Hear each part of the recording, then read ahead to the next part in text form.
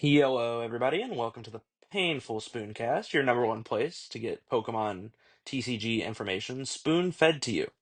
I am Wyatt York, one of your hosts, as well as Keegan Ives. Would you like to say hello, Keegan? Hey guys, what's good? It's your boy Keegan here, back again in this, and I'm incredibly excited to partner up with Wyatt here and bring you guys this beautiful little thing known as the Painful Spooncast. I'm incredibly excited, and I'm ready to get this party rolling. Are you ready, Wyatt? I think I am ready. Dynamite. For those who do not know us, we are members of the Spoon Squad on YouTube. Mainly Noah is the one posting videos over there, but we will be on there from time to time. Yeah, Wyatt's been Uh, Wyatt's been making himself known though after top four of that full grip tournament. Don't sell yourself short. True, it's true. I Yeah. got top four at Full Grip, um, top 128 at Atlanta recently. My best finish was top 32 at Milwaukee a couple years ago. Okay. Okay. Hoping to replicate that this upcoming weekend at Milwaukee, but we'll see if I have any Woohoo! luck. All right. All right. Good stuff. Keegan, would you like to brag on yourself a little bit? Yeah, I'll mention some stuff. I'm not nearly as good as Wyatt or many of the other guys on the Spoon Squad at the moment. Just, quite frankly, it's just because the last 2 years I haven't really put as much time to actually get better at the game. But a little bit about myself: I've been playing the game since 2009 consecutively. I've been traveling to throughout the years. I've been traveling to a couple of regionals here and there locally within the Midwest for the most part. Um, my biggest finish, I've gotten top 128 at Collinsville 2018, and that was pre introducing the 19-point match rule into day two. So I ended up finishing that tournament 6-3, but presuming the new rules would have been in place for that tournament by then, I would have probably have ID'd round nine more than likely, unless my opponent really wanted to play it then. But I would assume that both of us would have probably ID'd into day two, and I would have went in probably at 6-2-1 more than likely. But I went in 6-1, and then proceeded to lose to Nick Robinson, who was the last Pokemon TCG Nationals champion. And then I lost to Pierce Blend round nine, who ended up top four in that event. So if I'm gonna lose to people, I'm gonna lose to people with notable names. So that's cool. But I've gotten a couple of top 256s. I've yet to crack the day two berth. That's probably been my biggest arch nemesis of playing the TCG. But other than that, I've been kicking it. I've been rocking it. I kind of feel like I'm starting to become an old guard in the format, despite not having notable finishes. So I gotta up my game. You'll get To there say one of the these least. tournaments for Yes, sure. I'm hoping to at least, but Yeah. only time will tell. Maybe this painful spooncast will be my launching platform into getting good at the game. We'll see. Hey, there's always a chance. All right. Well, now that we've talked about ourselves for a little bit, it's time that we actually talk about the reason we're here, which is, the Pokemon trading card game. Yeah, absolutely. Let's get Yeah. this ball rolling.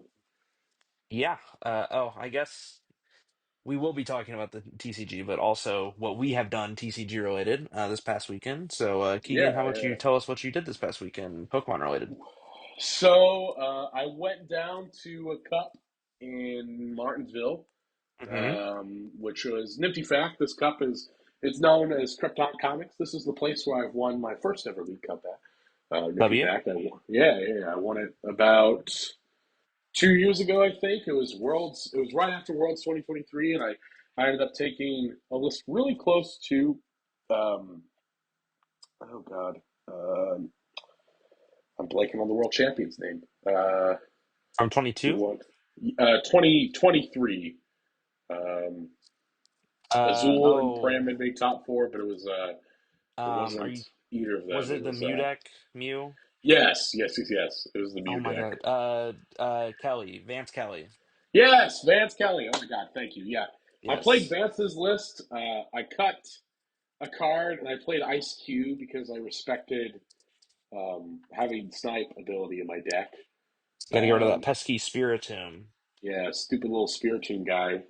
Which granted has the sickest shiny, by the way, because I own that card. True. But yeah, we out here do not respect Spiritomb, or we do respect Spiritomb, I should say. So we played the Ice Cube in our list, and it didn't come up in a single one of our games, but At ended least up he was winning there, that moral cup. support.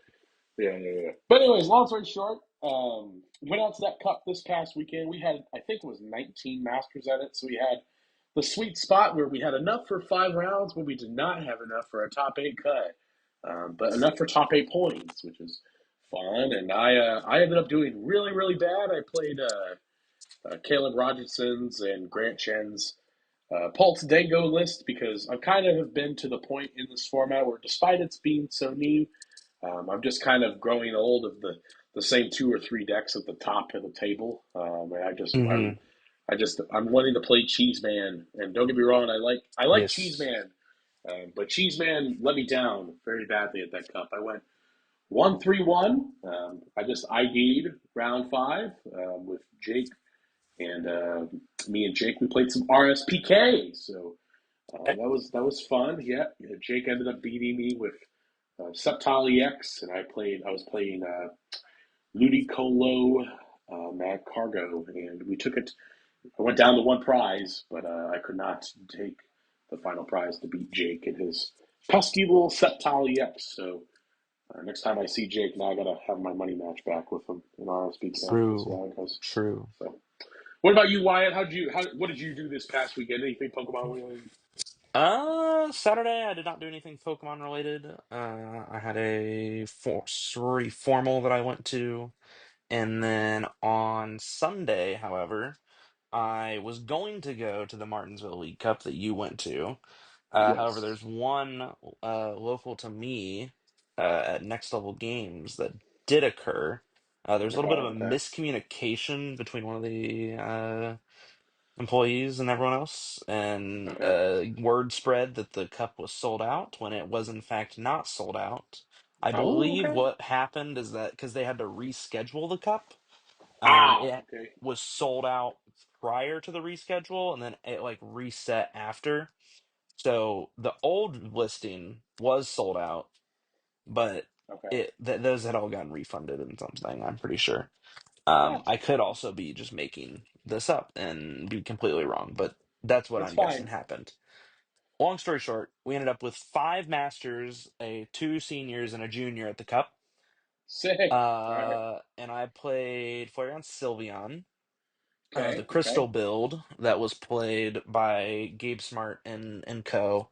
I believe Okay. the only Okay. cut I made was an Iono for Mew EX Okay. because I Valid. really like Mew EX in that deck. I think it's very strong, and I wanted to put it in there, so I did.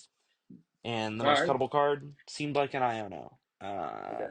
Unfortunately, my first round, I had a Frostlass Monkey Dory deck, and we Ah. went to time, and Okay. I had no way to take six prize cards in time, so That's valid. that Okay. was a bit rough to start off with a tie, but because the cup was so small, it wasn't terrible because we could definitely still get the win.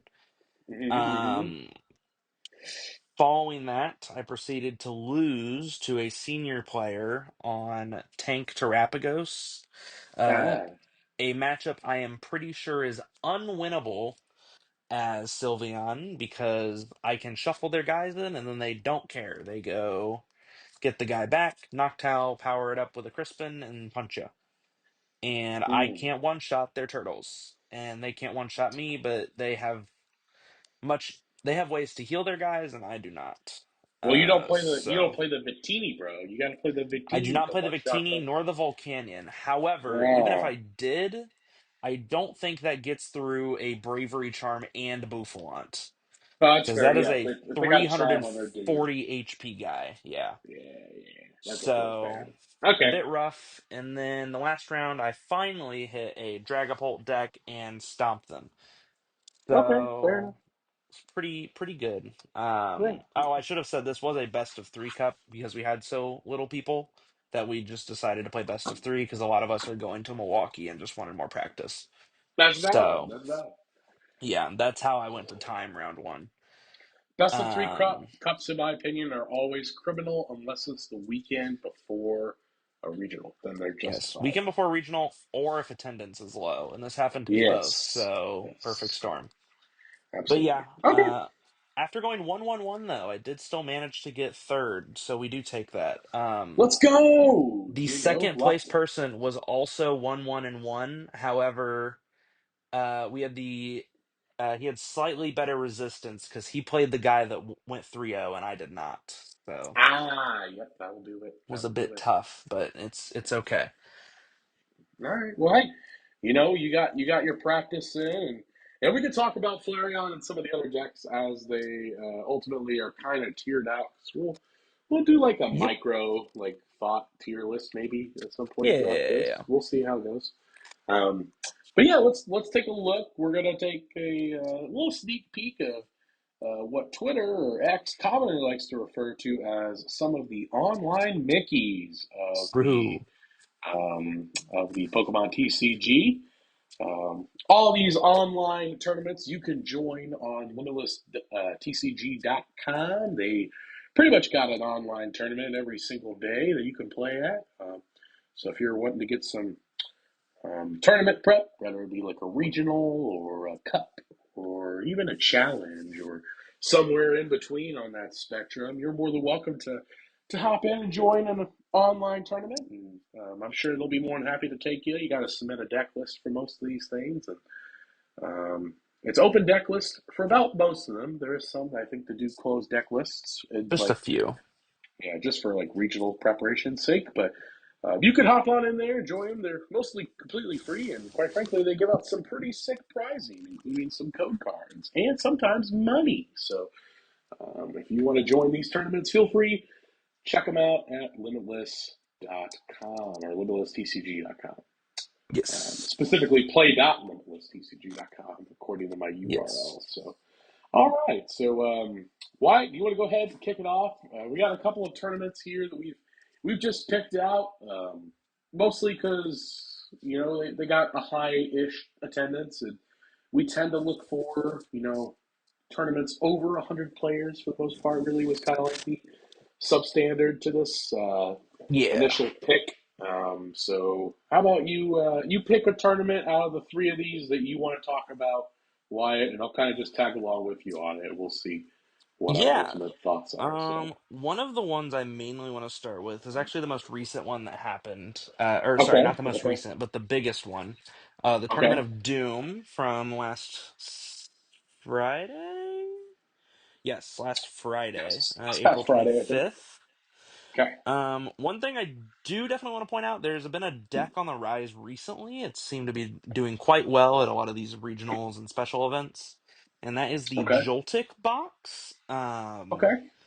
That is the deck that ended up getting first and second place in this tournament, as Yeah, well as yeah, sixth and eighth. So that means half of the top eight of this tournament was entirely comprised of Joltik box, yeah. which I think That, is pretty good for the deck. yeah, Speaks pretty highly definitely. of it for sure. Yeah, a lot of people were getting the. I think they were getting like the new deck bug in part because of the fact that this was the one of the hot decks that came out of the Monterey Regional Championships, where we saw Tyler Matthews place top eight at the Monterey Regional Championships with this archetype, kind of unveiling it to the public as it's kind of been the slept on, definitely a slept on way to play Iron Hands in this format. I think mostly Hmm.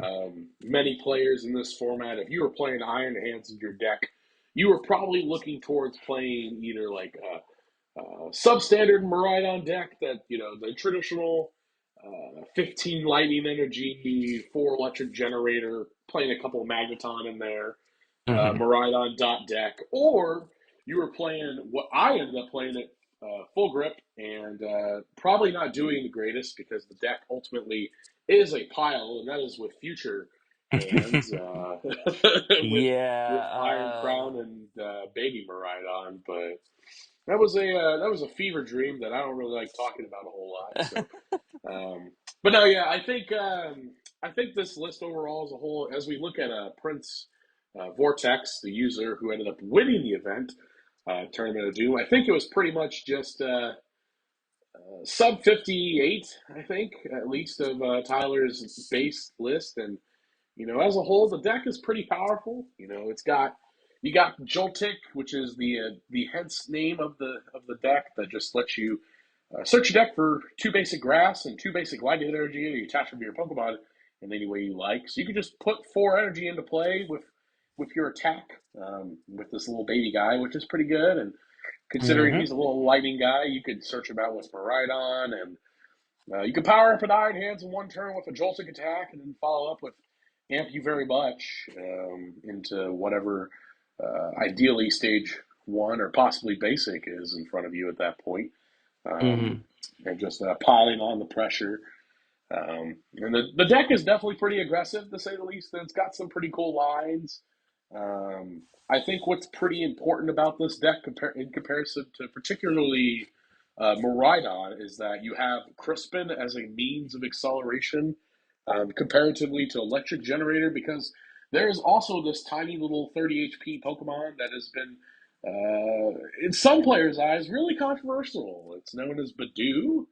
Yes, That little guy likes to item lock, so he you can't play does. Electric Generator whenever you're item locked. So having both Joltik and Crispin to kind of alleviate around Badoo and be able to power up and ultimately smack some dudes up with Iron Hands is pretty prevalent. And I would say it's been catching a lot of players' eyes as we move forward now to the Milwaukee Regional Championships, which is the next big tournament for many players on our horizon, including our very own Wyatt, who's going to be Indeed. attending that event. So but yeah, no, I mean, definitely, I would say would be like the standout deck of the room. We also saw at that same tournament of Doom, there was a Hydreigon that made top four, which, quite frankly, I don't know about you, Wyatt, but Hydreigon has definitely not been on my bingo card for the Journey Together format. No, Start with it this. definitely Um, hasn't. I will say yeah. I believe the user that played this deck, Pokemari, I've been seeing him, or Yakamari is their user on here, but I'm pretty Yes. sure that is the Twitter user Pokemari. Okay. Either the username is just very similar and it's a big coincidence, but I know they have Pokemari at least has been very hype on the Hydreigon deck, trying to find a way to stomp out this wave of Gardevoir EX we've seen Hmm. recently, and this deck certainly has a very good time into that. Once you set up a Hydreigon through Crispin and Neo Upper Energy, the Gardevoir deck has basically zero way to KO it. And every time Yeah. Hydreigon attacks, you're just taking half the game's prize cards with its Obsidian attack that does 130 to the active and 130 to two benched Pokemon. So it's very strong at just wiping out like your opponent's entire board in one turn. Which I think if we can look at the matchups they hit, I would be curious to see how many Gardevoirs they ended up hitting. And it looks like Uh, zero, so that's very yeah. cool. Um, They don't even need to hit Gardevoir, brother. They're no, just smacking up all apparently the Blissey that they ended up hitting in the event. But you yeah. know what? Oh It's no, sorry, fine. they It's did all hit good. one Gardevoir. They did hit one Gardevoir. I am Okay. mistaken. Okay. But yeah, they appeared to have beat a couple Raging Bolts. They beat two Joltik boxes. They lost to a Dragapult, beat a Dragapult, beat a Roaring Moon to Dunsparce, which I can imagine is a very good matchup considering they have to frenzy gouging your Hydreigon for the knockout, and then you can just take maybe four prize cards, or at least set up to take some real easy knockouts on the Roaring Moon, plus a couple other benched two prizers. Fair But enough. Yeah. No. yeah, very interesting deck to say the least. Yeah. And then to round off the top eight, we see a Golden Go piloted by Calvin Connor, a very well known player. um, who is playing Goldango in this particular event. In particular, was playing a list similar to, I believe, Bodie Robinson's ninth place Atlanta list. It was like a straightforward Goldango, not playing Scizor, not playing the Dunsparce, not playing Duraludon, or not Duraludon, sorry, Zoroark, not playing any. Secondary Subsidian Attacker, it's just straight Goldango. You got the baby Goldango with the Strike It Rich attack to smack up and do 120 damage to um, Cornerstone guy if you really need to address that. Mm-hmm. But kind of the straightforward list that's not been playing Dragapult or any other like secondary means of draw or a secondary attacker alongside it, and then to round off the top eight in the Tournament of Doom, we see a user by the name of KMJ Sun, who is playing Dragapult Dustnor. No surprise here. Many believers, and we will probably talk about it more whenever we get to like possible Milwaukee predictions in this podcast. But Mm-hmm. no surprise that Dragapult Dustnor has made a top eight finish here. Arguably one of the top competitive decks of the current format. I would definitely argue it is probably right now, in many players' eyes, one of the top two decks of this current format, alongside another deck which we will probably talk about maybe in these online Mickeys. We'll see how they ultimately did, but we'll definitely talk about it towards the end of, or I guess like the Milwaukee discussion that we may have. So, and that kind of Right. wraps up the Tournament of Doom for the most part, at least in terms of the top eight numbers. A couple of interesting other decks as well in the top 16, but of course, feel free to check out all of those lists on play.limitless.com or limitlessdcg.com. Yeah, Um, for sure. yeah, so next up, we'll take a look at Moki's Dojo. I think that's looking at Yeah. one particular tournament's results. If you were to look at, this format really is a vacuum right now. I would say um, a lot of people relate to me in thinking that this format is relatively bland, or at least it's not as creative. Because if you look at Mohi's Dojo in the top eight, the top four decks of that tournament all were Dragapult. Indeed. Specifically, there was three of them which appear to be on what's known as the Slowpolt build, and then there's one that's been rocking the Dustnorm, but the rest Mm-hmm. of them appear to be more of a slower build with Monkey Dory and a heavier count of Luminous Energy. All of them are playing on Fair Stamp, it looks like, by initial looks. I'm just peeking at all four of their lists. And looks to be mostly standard stuff. You see an occasional Zach R., who ended up winning the event with the slow Dragapult variation, playing a basic dark as well as a luminous energy, whereas you have,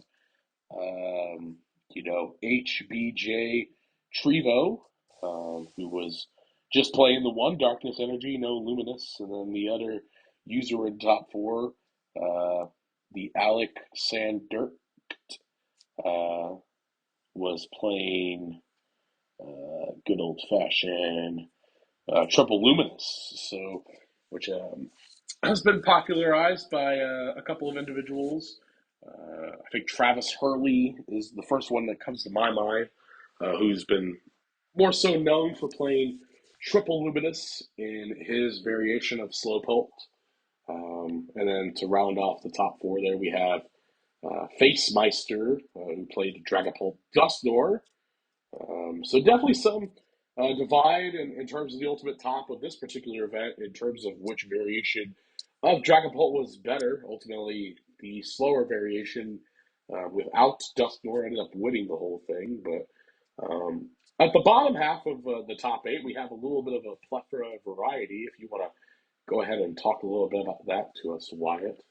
Yeah, for sure. In eighth place, we have another one of the Joltik box decks. Let me look at this list real quick. Is actually a little bit different of a list from what we typically see. The ace spec of Okay. choice is typically Prime Catcher. However, in this version, we do see the Precious Trolley, Yes, very allowing you to search interesting. your deck for any number of basics and fill your bench, which, with the different array of basics we see in here compared to normal, does make a little bit of sense. We do have a Volcanion EX in this deck, as well as a Genesect with the Ace Nullifier ability. Mm-hmm.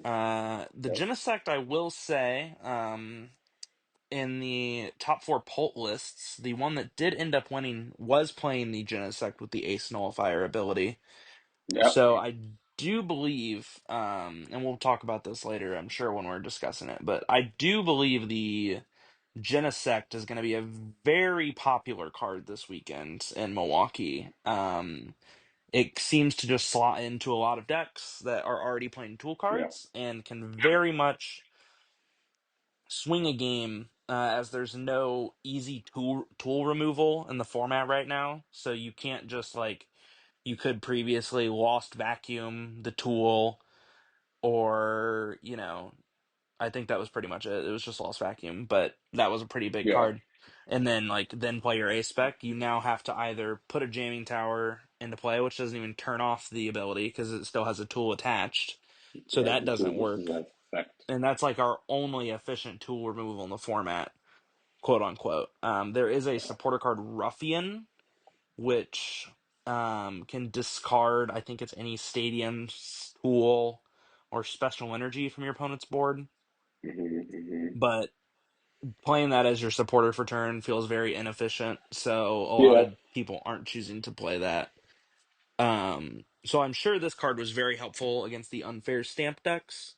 Just turning off their ability to stamp you after taking an early knockout feels very strong. And then I believe the Volcanion is in here for the Pikachu EX mirror match, so that you can once during your turn when it's in the active, burn your opponent's active, and then you'll retreat, attack with Pikachu or whatever. It'll come down to 10 HP after the Resolute Heart ability triggers, and then it will Yeah. get knocked out by the burn going into your opponent's turn. Yeah. And I, It even yeah, favored putting Latios as a priority, playing two copies of the card in the list too, yes, which that is is exactly what I was about to point out. The yeah. second copy of Latias EX, yeah, normally is a one of in every single deck that plays it. But when you're prioritizing this Volcanion burn damage, it becomes a lot more important for sure.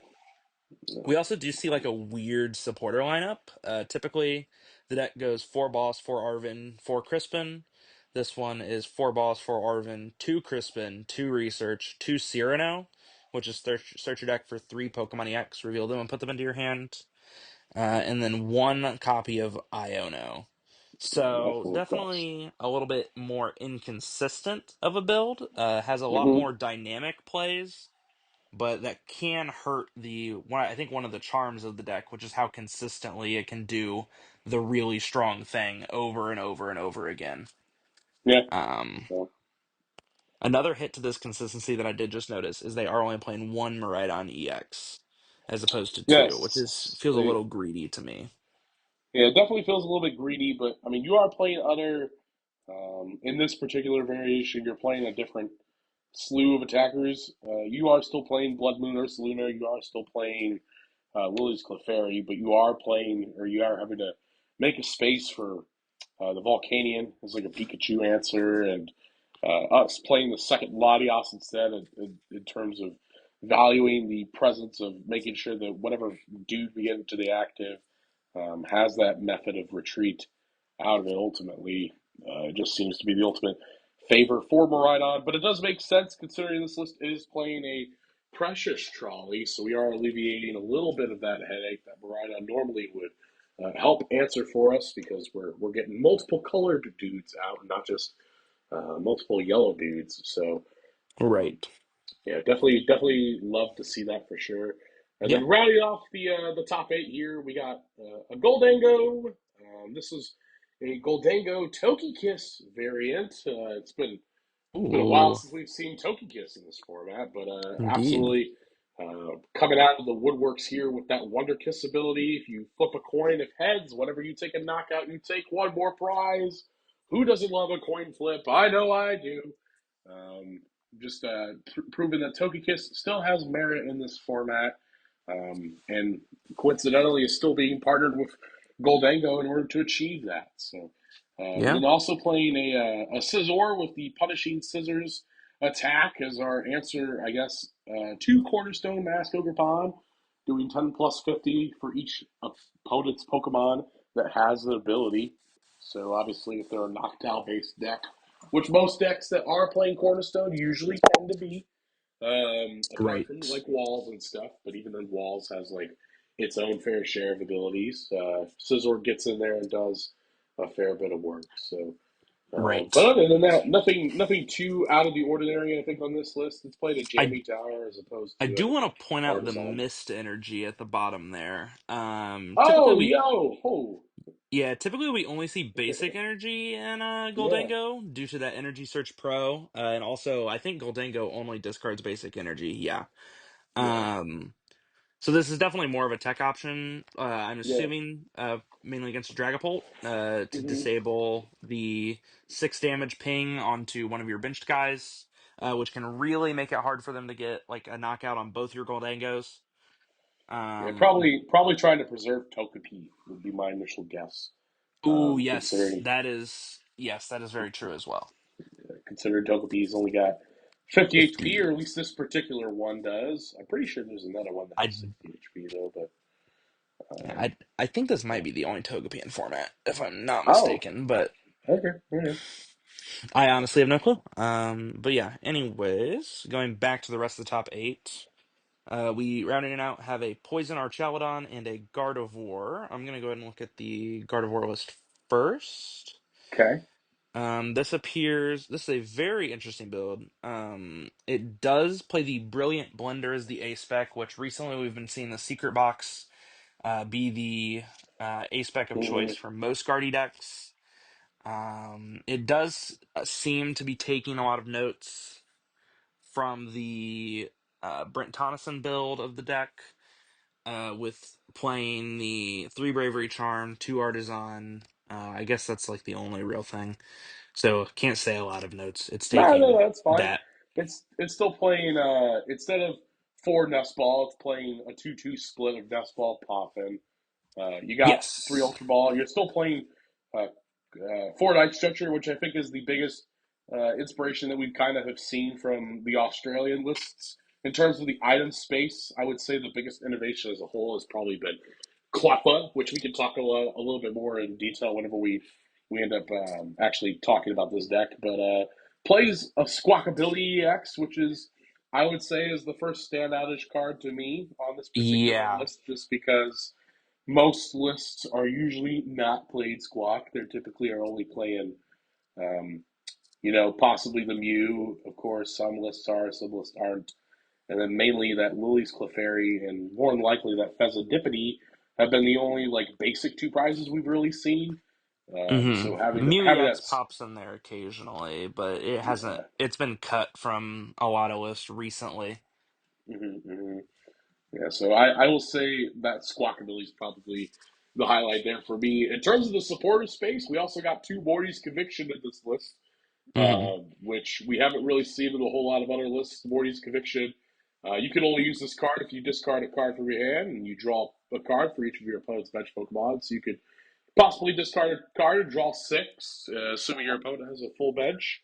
Maybe Well, even 5. more. Or, sorry, yeah, five. Or Hmm. eight if they got Area Zero and a full bench of Indeed. eight in play. So pretty cool to say the least. But a nice raw draw card is pretty nice when you don't have to pitch away all your important stuff in your hand. So I can definitely see the merit to playing Mortys and Gardevoir.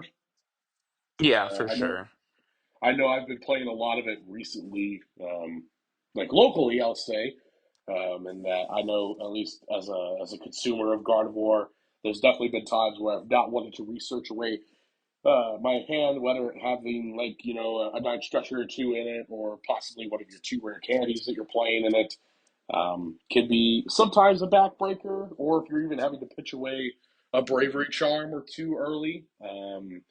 When you're really Yes. wanting to try to stretch those out and save them for the late game, ideally for your Screamtail and or your Drifloon, depending on which one you're attacking with, in whatever matchup. Being able to preserve those and stretch those out as long as you can is definitely something that you like to have at your disposal. And Morty's does allow you to do that because you're not pitching them away, and you usually most of the time aren't having to shuffle it away to the bottom of your hand either because you're not playing Iona at that point, so Hmm. which is nice to say the least. So got the Gardevoir there, and then to round off this top eight, it looks like we got Poison Archaladon coming into the mix. I would say the most hot take deck, in my opinion, of this format. Yes. Personally, just you either are absolutely in love with this deck and you will die on its hill, or you're like me and you absolutely hate this deck because it doesn't do what you think it does on paper. It does This not. is yeah, and I have played this to a cup. I have played this to a challenge. I wanted it to be good so badly. It is not good, in my opinion, at least. I could be No. wrong. Obviously there I have been think you're right on the money there. yeah. Isaiah Chevelle, he made top 16 in Atlanta with this deck, but I personally think he was kind of high rolling.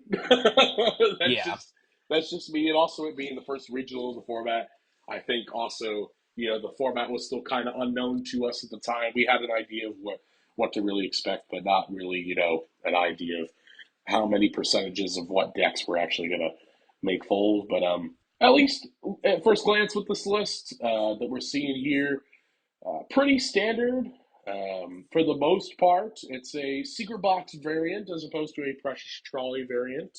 Mm-hmm. Um, so, which I do think after playing both builds, I've tried the list at top 16 that played a trolley and the list that played top 16 with secret box from Atlanta. Both of those lists, and I think the box does just open you up more to the whole premise of why you're even playing this poison package, which is to sometimes cheese the donk that you're ideally trying to stretch out with in playing this poison package sometimes.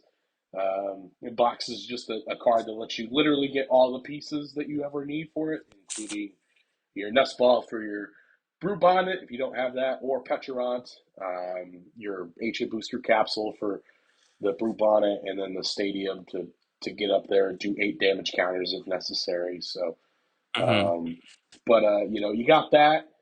This list is playing only one squawk. I've seen some lists I think that have played two, but favoring just the one, and then the one Peturant alongside that.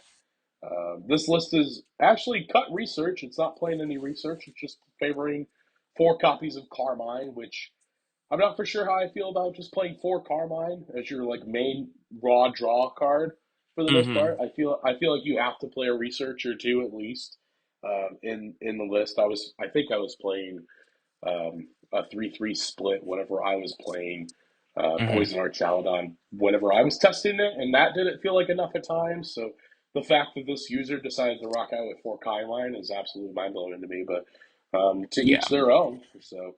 Um, and I guess the only other noteworthy take is the 3-3 split on tools. Some lists I think are playing like a 4-2 capsule mochi split as opposed to a 3-3 split. What are your thoughts Mm-hmm. on 3-3 versus 4-2, Wyatt? Have you played much of Archaladon I Poison?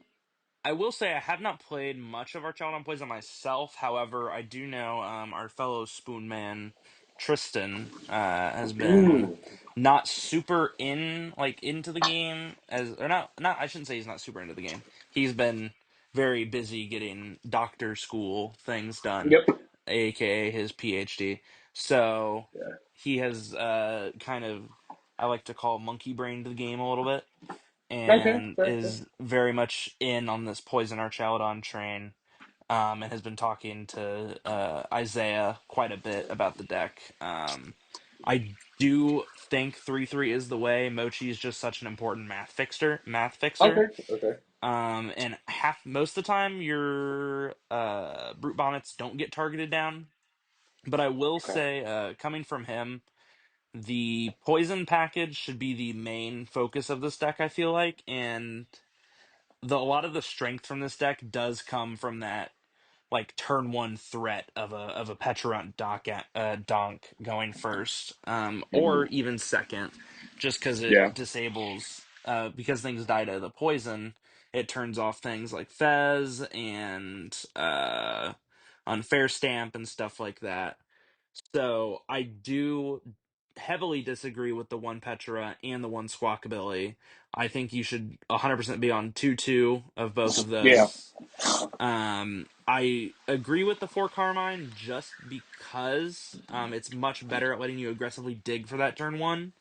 Mm-hmm. Uh, like explosion turn. So I do think this list is a little confusing by going for the 4 Carmine, but not the 2 Petra at the bare minimum. I would always play 2 Petra before I play 2 Squawk, but I think you should play both 2 Squawk and 2 Petra.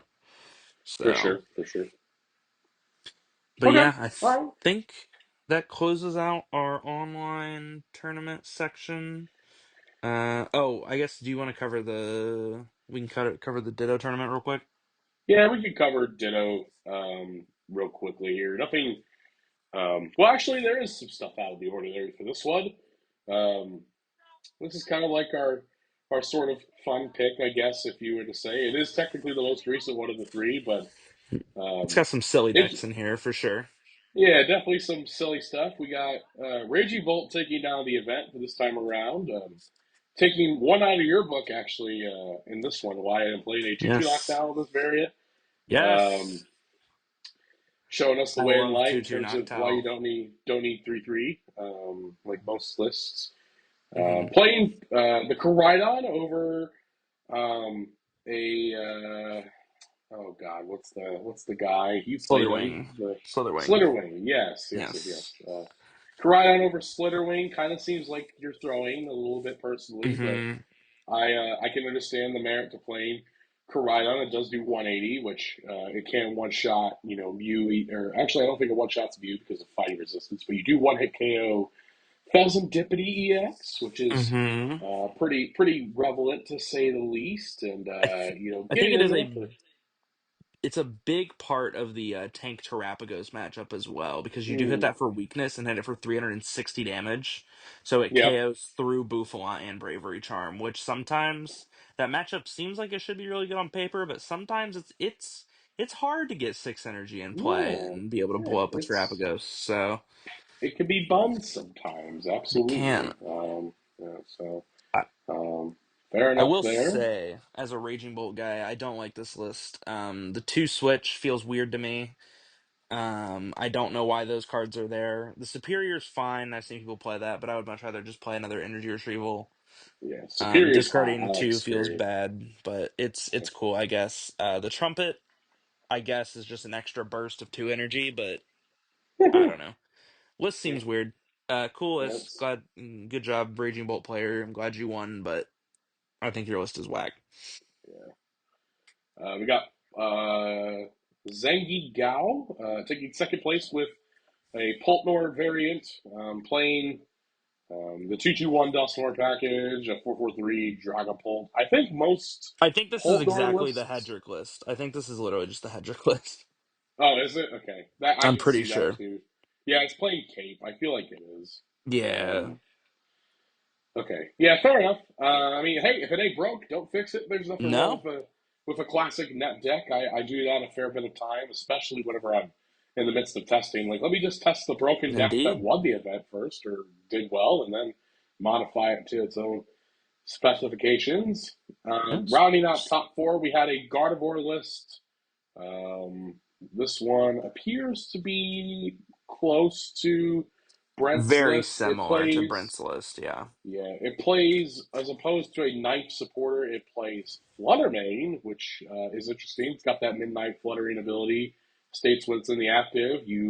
Your opponent's your opponent's active Pokemon have no abilities except for midnight fluttering, which is cool. And then Hexerl getting in there with a 92 damage counter.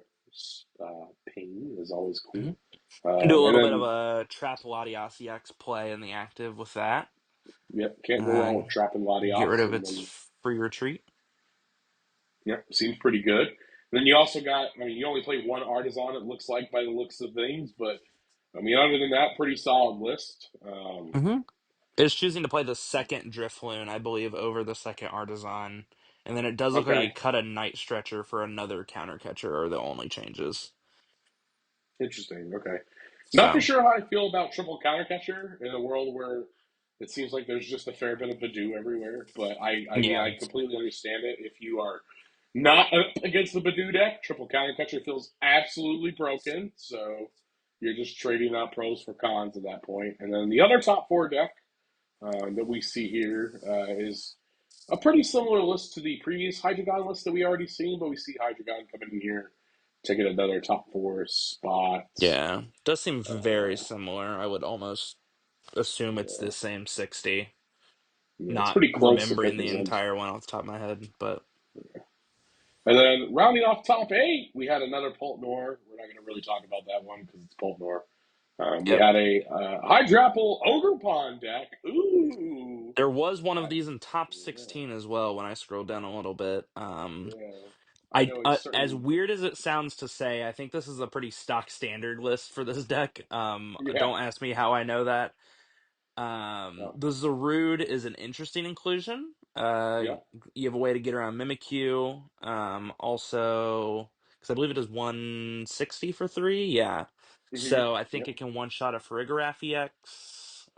Yes. Fergaraf is weak to grass. So this is your Yes. Fergaraf answer. And it's also pretty Oh. neat just because you could just replenish a fair bit of the energy back into play with Mm-hmm. Teal Dances plus Hydrapple, so you don't necessarily mind returning all three grass back into your hand in I order to do I your have attack too. figured out what the Zarude is for. It is to KO a Cornerstone Ogerpon, because you can't hit it otherwise. Ah, yep, that is your cornerstone answer. So Yep. that makes absolute That sense makes a lot of there. sense. Because Yeah. normally, I feel like the Diplin you play in this deck has the coated whatever attack that prevents all damage from basics, but they're actually Mm-hmm. choosing to play the Festival lead one and two copies of Festival Grounds, so they can Yes. do the wave and maybe have a little bit of a better matchup into some of those more single prize focused decks like your Mm-hmm. Dragapults or your Gardevoirs. Yeah, it's playing the legacy energy too, which is interesting to see. You're not really Mm-hmm. seeing legacy much anymore since my beloved Lugia V Star rotated, but nice to Indeed. see the Legacy is still doing some numbers out here in this Hydrapple Ogerpon box deck. And then let's look here and Then we see. have a Goldengo Dragapult up next.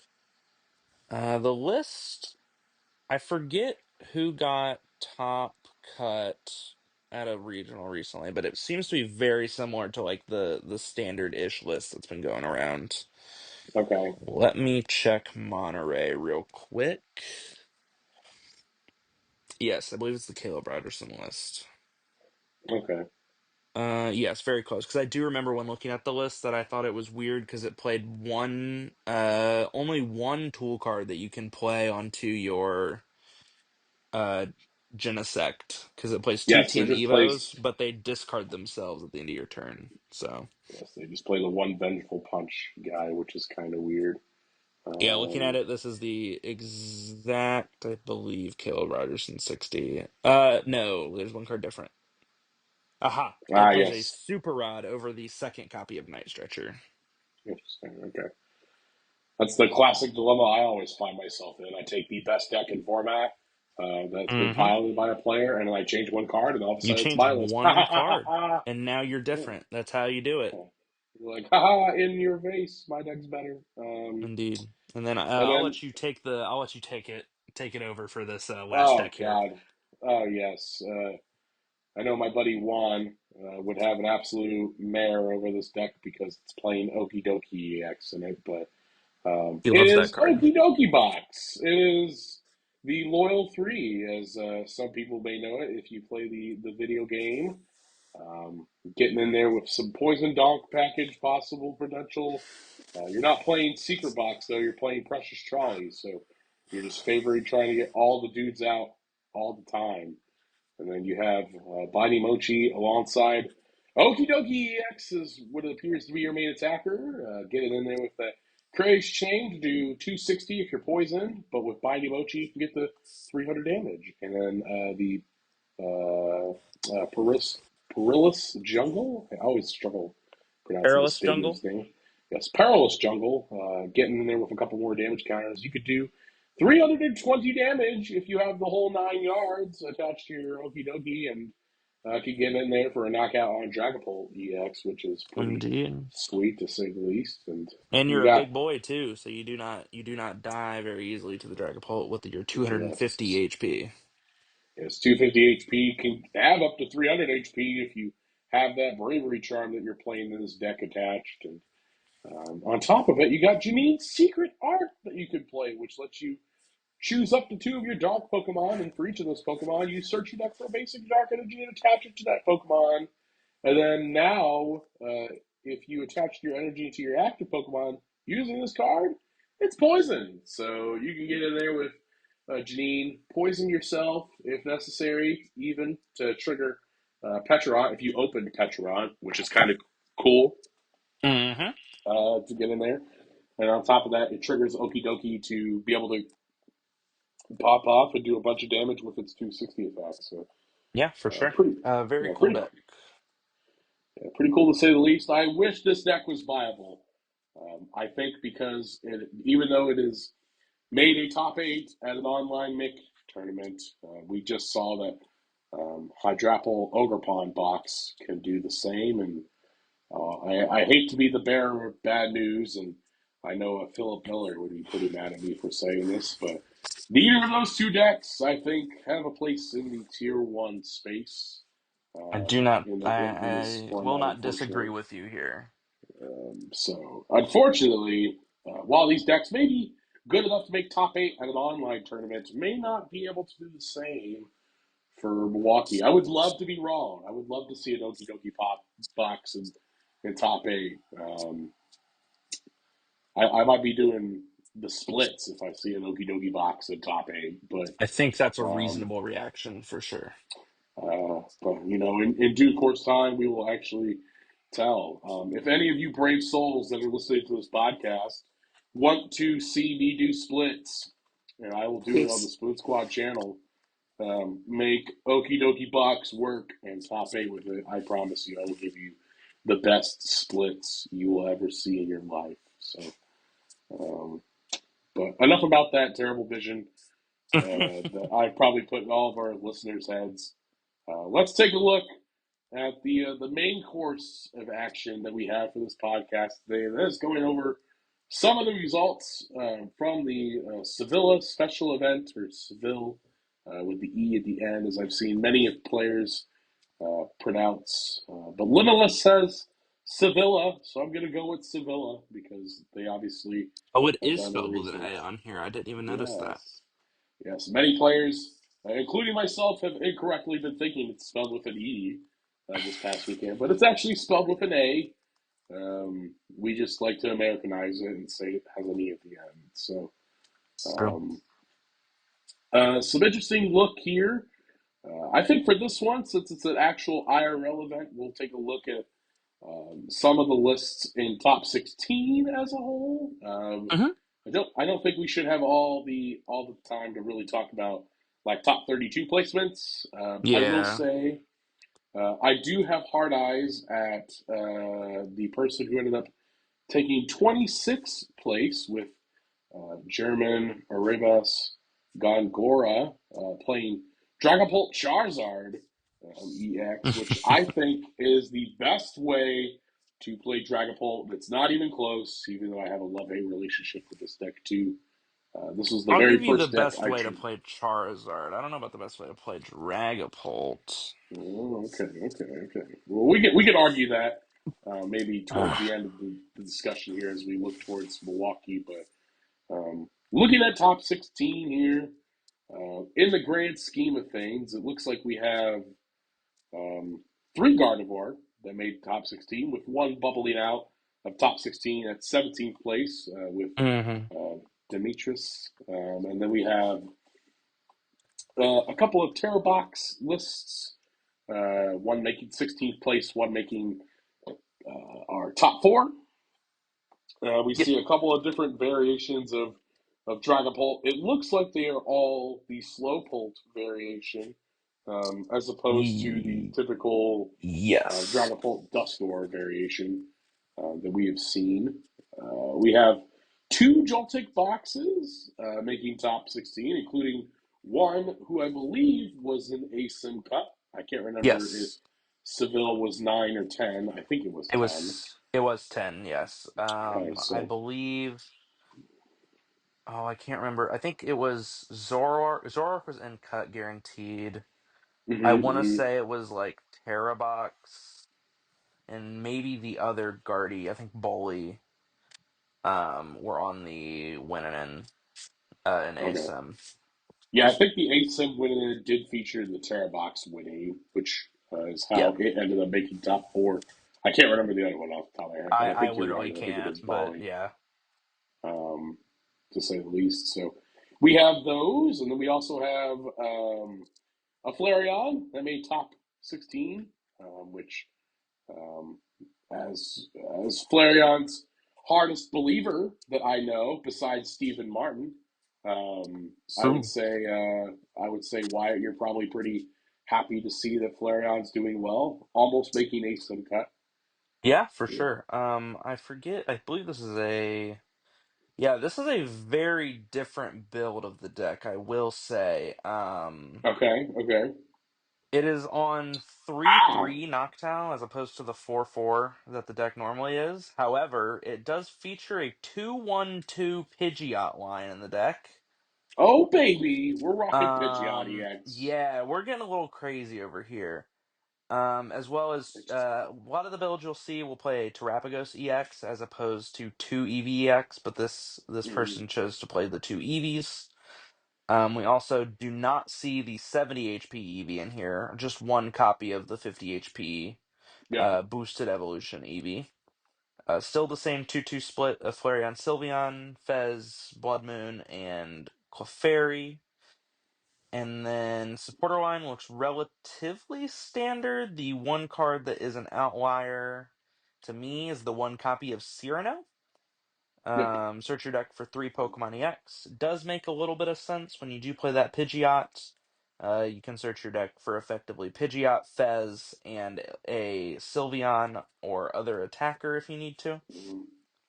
Yeah, We do just Noctowl could have. theoretically grab you Cyrano plus candy, and you're just Yes. cooking, Yeah. assuming you haven't prized the candy at that point.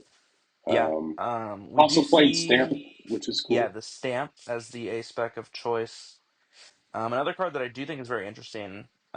Most lists do not play the Blood Moon, but this list does, and chooses to Hmm. play a copy of Counter Gain in the deck, so you can attack with it even a turn earlier. Yeah, Um, and then another thing that is very odd, considering this deck plays Flareon, which accelerates basic energy, and Crispin, which accelerates basic energy, is two copies of Luminous Energy. Um, yeah. I'm not for sure how I feel about Luminous in this deck. yeah, Luminous, it's like a rainbow effect. It lets you if it's attached to a Pokemon that has no special energy, it counts as one energy of every type. However, though, if there's a special energy that's attached, it just provides a colorless. Being relatively good. It's like the I get everything and then some card, and the fact that you could have it as your fire energy for your burning charge, or your water energy or lighting energy you may need for Carnelian, as well as your water or your psychic or fighting or not fighting, sorry, lightning that you need for Angelite if you're trying to attack with Sylveon. Um, it's a nice little rainbow option. That this kind of deck is initially built to kind of have because of the rainbow archetype of attacking with multiple different types of Pokemon in this deck that you kind of bring with the Flareon and or Psychic Attacker package in either Sylveon or Lily's Clefairy to hit for weaknesses possibly out there. Um, is nice to say the least. yeah, Um, I will say very interesting build. it doesn't play a jamming tower, which makes sense because I guess you're playing the counter game in that theoretical slot instead. We've Yeah, seen I some believe lists play. most lists are not on Jamming Tower. I believe that is Okay, a little inclusion that some of our local players have been making recently to the deck. gotcha. Okay, okay. I'm not quite on it yet, but I might be. We'll see where I end up Yeah, we'll landing. see. We'll see. And rounding off top 16, I think in this from at least first glance is we see one Frostlass Monkey Dory in top 16. Hmm. Make it top eight. And then we also see two copies of En's Zoroark EX making the top 16s, Yeah, a including little bit one of that a even managed to go all the way up to the top four. yeah. Unfortunately, losing to I believe it was Dragapult on stream. I could be wrong. in that metric. Um, I I believe can't it remember. lost to the Guardy. Oh, it lost. You think it lost to Gardevoir? I'm pretty sure it lost to the Gardevoir, which is, Okay. I'm sure Juan will say, very surprising because I Yeah. think he thinks that matchup is very free. Yes, it's very FRE. That spells free. It does, But yes. hey, sometimes that's That just how the cookie crumbles. indeed. And ultimately, you can't fault Harvey for coming up short against what possibly could be considered as a auto win in many other players' eyes with that darkness. But I believe Harvey did not have the greatest draws, and I want to say it was game two, which definitely Yes. didn't help him out as well. But hey, that's just how it rolls sometimes. And that rounds up kind of like our top 16 really on this, at least from first glance. Is there any decks that you want to look at more so in detail, real quick, Wyatt, before we kind of roll on to an overall like Milwaukee discussion, I guess, at this point? Yeah, I mean, I think we can kind of tie these together as I talk about some of these. One of the things I did Okay. want to talk about mainly was the differences of the Pult and the Guardy decks. We do see the Guardy deck that won this event was a exact copy and paste of the deck that won the last regional from Brent Tonneson. The Okay. list with the Cleffa and Secret Box, as opposed, I mean, Henry's list did play Secret Box as well, but as Yeah. opposed to the in Zoroark version that Henry Chow played to win the Atlanta regionals, um, Mm-hmm. which is very interesting, I think. And then the other big difference here is the inclusion of 3 bravery charms, which I believe Henry Chow played 0 of, if I remember correctly. Okay. Okay. So definitely just reaching for those bigger damage thresholds as well as giving your guys some more survivability. Yeah. Henry Chow might have played a couple, actually. I want to let me fact check myself real quick before I sound like an idiot. Couple of what? Bravery charms. Yes, Henry did play two bravery He charm. did play 2, yes, but not Yes, the which full 3. correct. Yeah, I am seeing. Shout out to PokeJules TikTok. If you do not follow them on Twitter, I've met Nick in real life. He is a phenomenal human, and I won a giveaway of his on X. So I feel like I have to plug the guy. He gave me one of his champion, or not his champion map, but one of his mats for playing a regional. So shout out to Nick Alvarez. The dude's the TikTok's goat, to say the least. Yeah, He made a little compilation of the last 4 major winners of this format, which all are Gardevoir variants. In particular, of course, the Atlanta result, we have Henry Chow's list, which is, that 1-2 Zoroark package alongside, a couple of the other standoutish cards of 2 Bravery Charm, playing a variety package of supporters with Morty's Research Turo, Jacques, and Iono, as opposed to the typical Australian list, which has kind of been more so the favored latter kind of variant of how to play um, God of War as of late with the Cleppa, the triple bravery charm, the 9 supportive package of 4 research, 4 Iono, and a Turo. I know I've been playing boss in my list, um, but I could definitely see the merit of Charles still being an absolutely broken card in this deck, to say the least.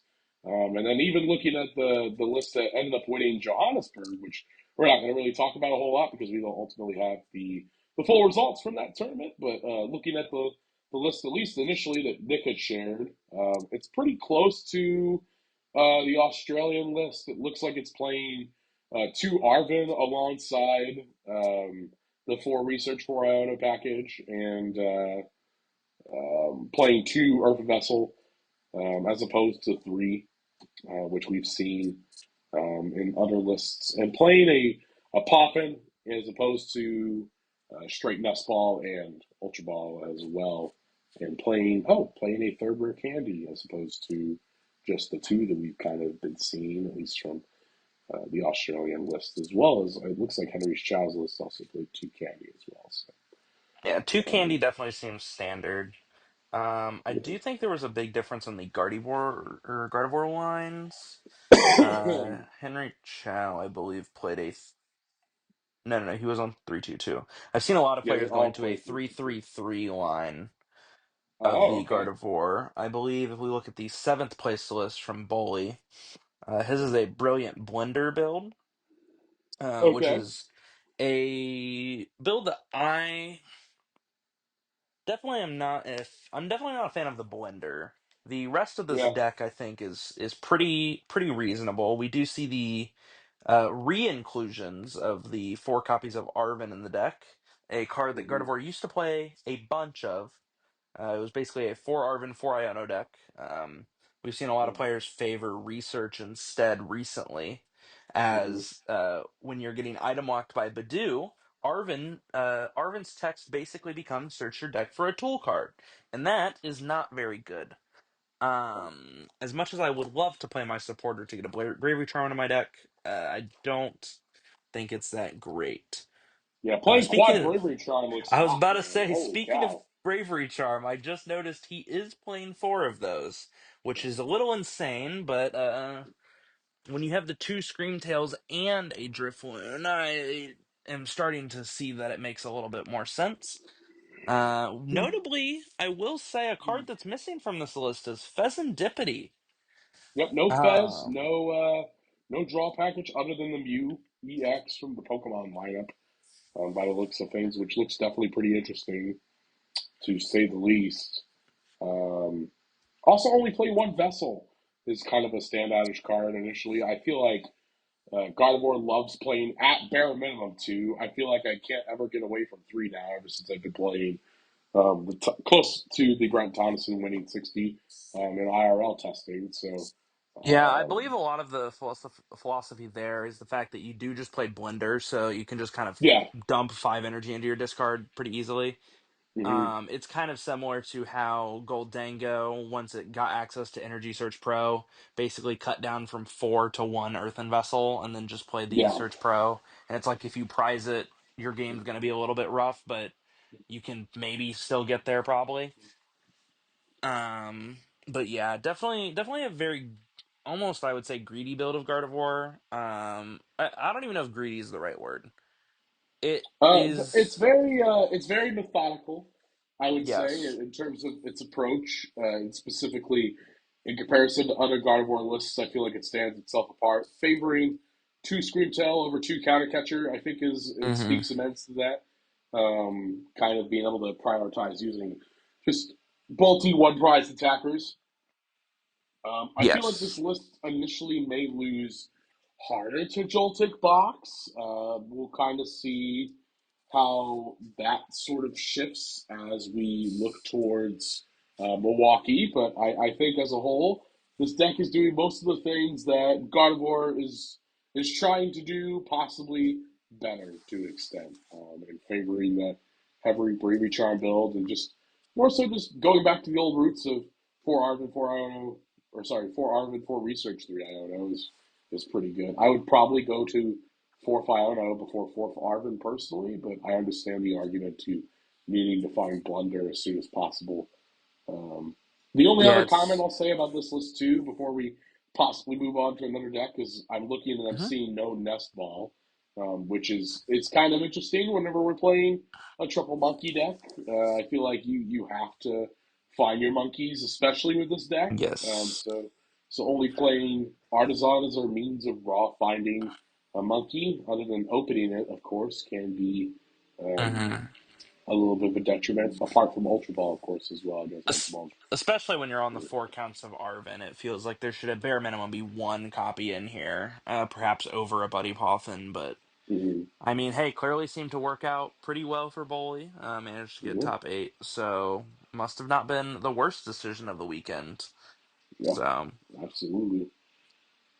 yeah, I guess I'll glance at Terrabox real quickly, just because yeah, I feel like that deck has been slowly gaining a bit more of a rise in the format again.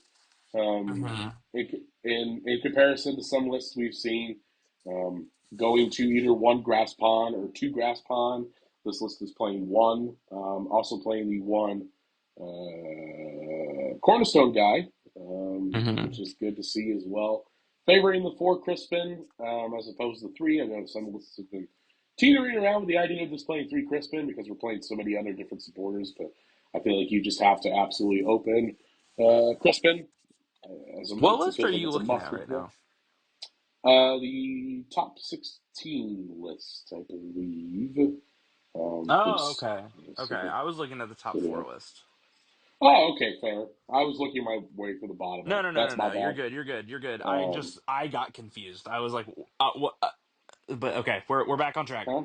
Yeah, you're all good. You're all 16th good. list. We're good. Um, and then looking here, the only other standoutish card, we're playing Brock's Scouting in this deck, which I think is kind of cool. Let you search your deck for up to two basic Pokemon or one evolution Pokemon, reveal them, and put them in your hand. Lets you just get out a couple of Terra guys for free, or possibly a Hoot Hoot Fan Rotom combo Hmm. sometimes if you just raw open the one of and go second with it, or whatever necessarily the combo is. I think it's just very necessary to have a non-item based Pokemon search at the moment with how heavy Badoo is. Because Yeah. sometimes the Dragapult will just sit there and item lock you and say, "Well, you can't play items, so I'll hope you can't find Yeah. Wellspring anymore." So And And then looking at the top four list, we're seeing more so the conversation of Pitor or Piortor. I apologize for the pronunciation there. Um, I barely passed English class. for the Um, person's name, huh? oh, I see. Yeah, it might just be like Peter. Piortor. It could be Peter. It could It's be an Peter. interesting way to spell Peter, but You know what? I'll Hey, whatever. Americanize it to Peter for us. No, Hmm. I'm kidding. We'll go Oh, Piator or okay. Piet. I'm not even gonna. I give up. Some He's from European Poland, name. so I'm gonna hope it's Pitor or something like that. You know what I mean? Yeah, that Um, sounds accurate. Yeah, it seems very culturalist probably too, but hey, whatever. We're Eh, here. we are here. And we see here, looking at glances of lists, we got three Area Zero in this one, in comparison to two. Little Rock, heavy for yeah, sure. a little bit of a heavier count, but absolutely prioritizing the fact that I want to have all my bench dudes in play. Makes Hmm. sense. And Yeah, this nothing seems out of the normal, at very least cookie to cutter me. to me. Yeah, One thing it I will doesn't say seem. is I've seen a lot of players in the early days of Terra Box switching off the second copy of Night Stretcher and onto a Super Rod just to be able to reload your Crispins late game. Yeah, But we I do don't see hate just that. the two stretchers here. So Yeah, this does seem no very cornerstone in cookie this cutter list too. from yeah, no Um, cornerstone, just not respecting walls, which I think is a-okay in this format. The only thing this deck hard loses to is a Frigoraph EX, and yeah, Very just true. don't hit Yeah, it. yeah, absolutely.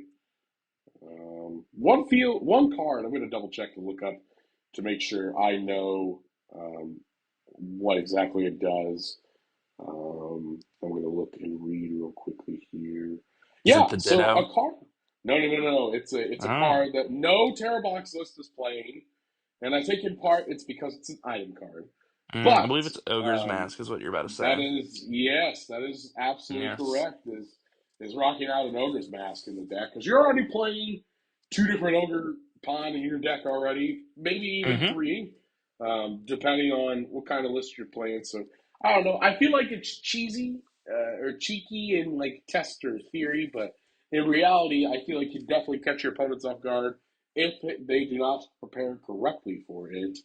Uh, with being able to just swap your corner guy in there if you need to, or if you're switching your grass pawn after attaching the grass to it, turn one with a teal dance into ogre masking a water pawn, and then just hitting them with the crisp and bop kind of deal.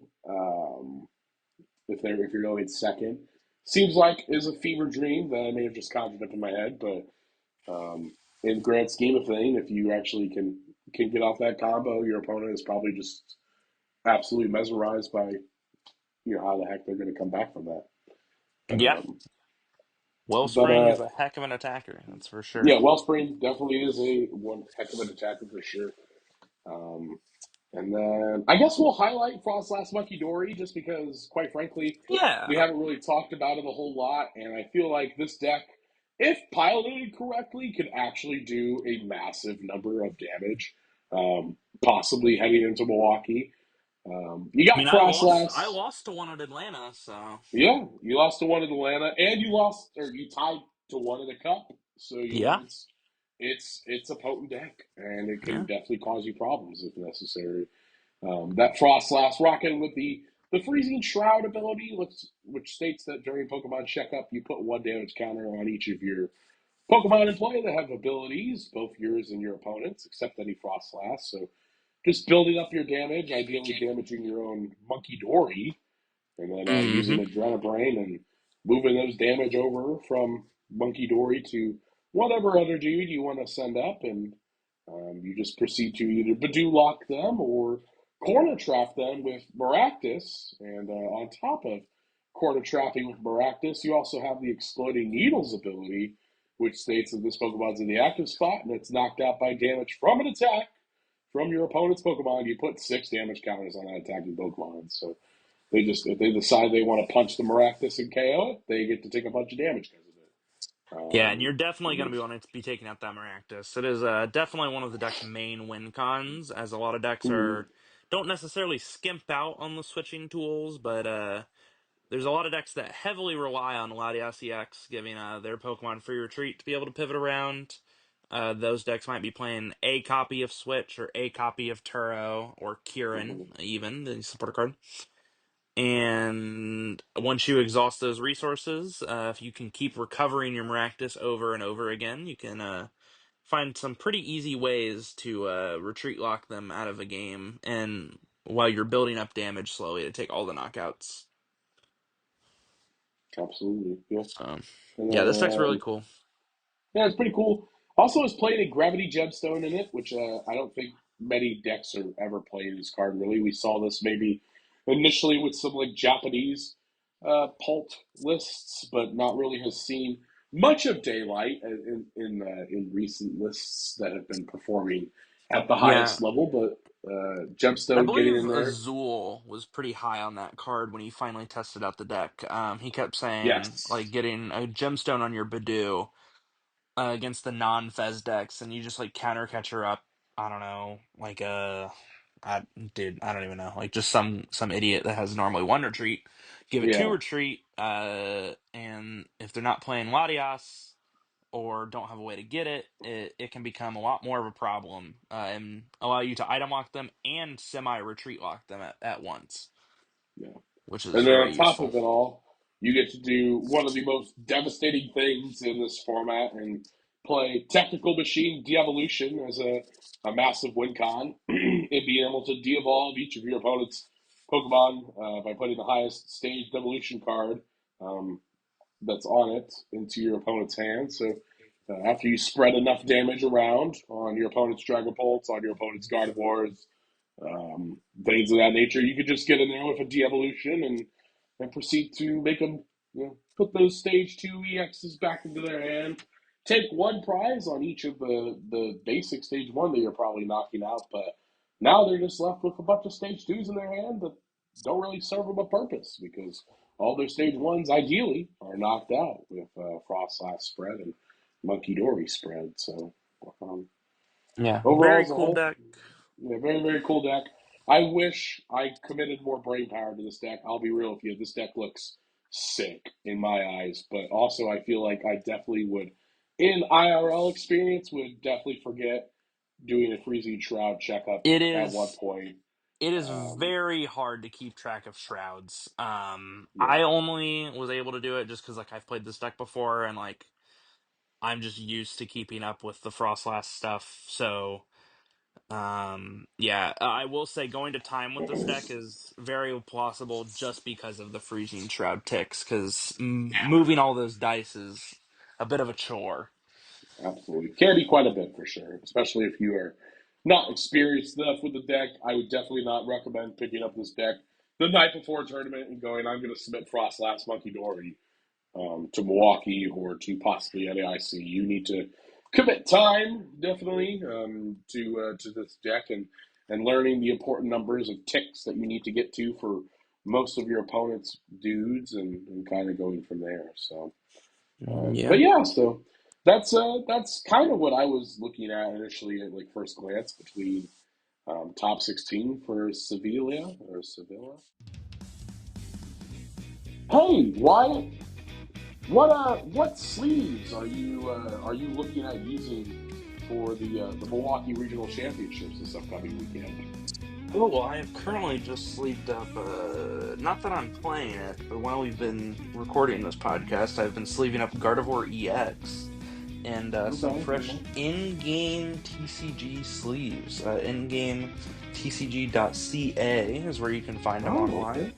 They're fantastic sleeves, very great shuffle feel. I haven't used other sleeves for since we've been sponsored by them now. They're Yeah, yeah. fantastic, great feel, and can definitely advocate for them. They're very nice sleeves. Yeah, they definitely. I'm not going to say what they remind me of because that would be criminal.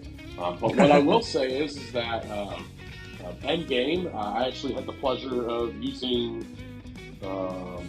using them not too long ago at the Full Grip tournament. I rocked out with the pinks. I tend to lean towards any pink variation of a particular sleeve if I am using the sleeve. And I was rocking the end games at Full Grip, and they held up quite a bit for a best of three.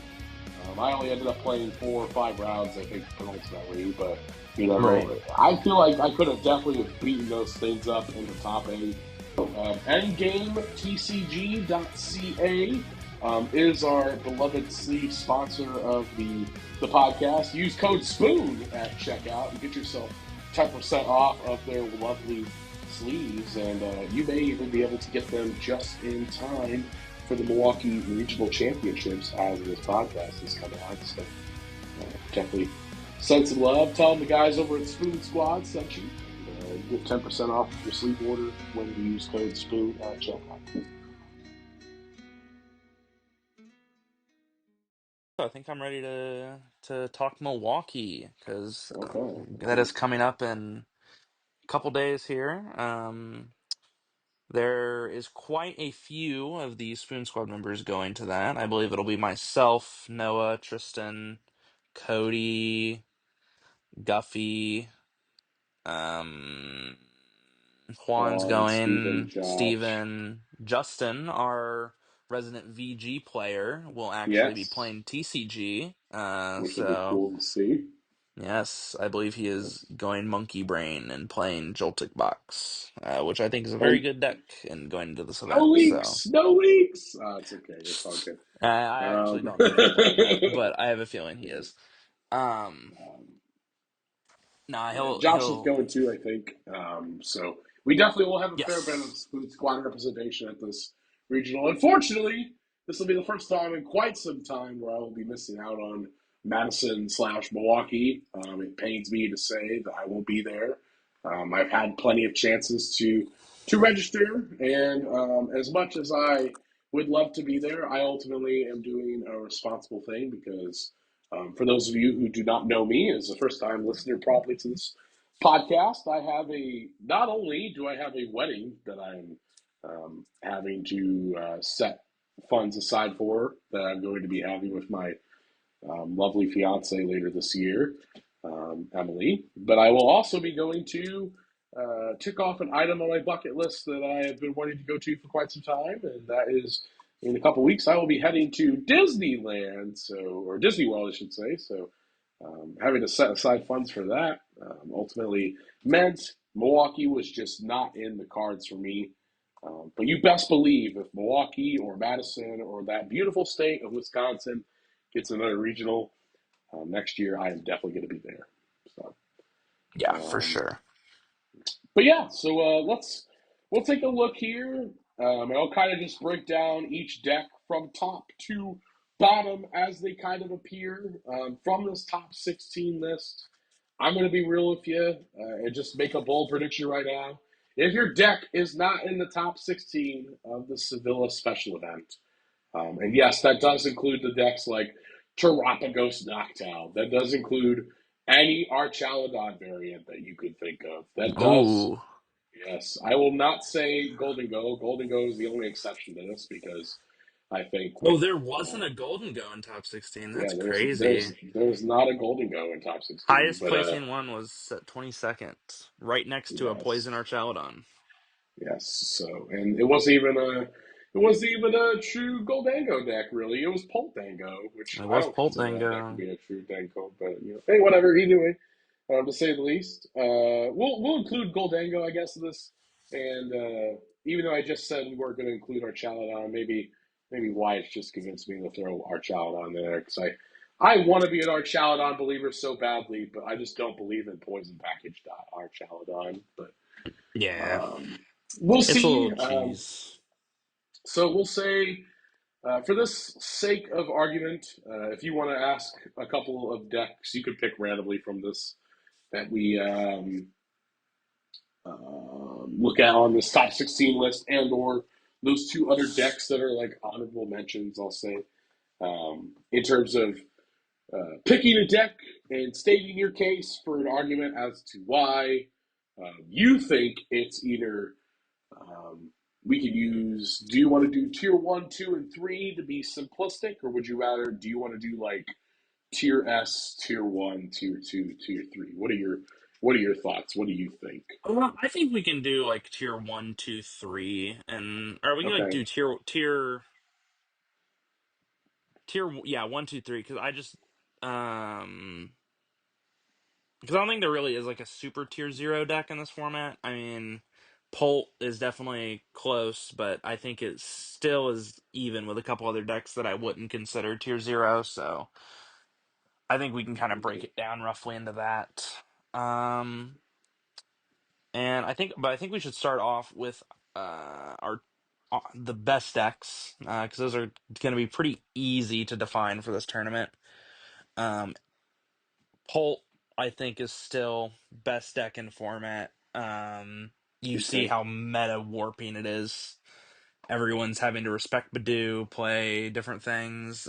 It just happens to be one of two decks that abuses Badoo the best. Mhm. And there's so many different builds of the deck, and all of them usually perform well. So I think that speaks to the strength of the card itself. Okay. Okay. That's valid. So you think Pult is definitely tier one? Ult is tier one for sure.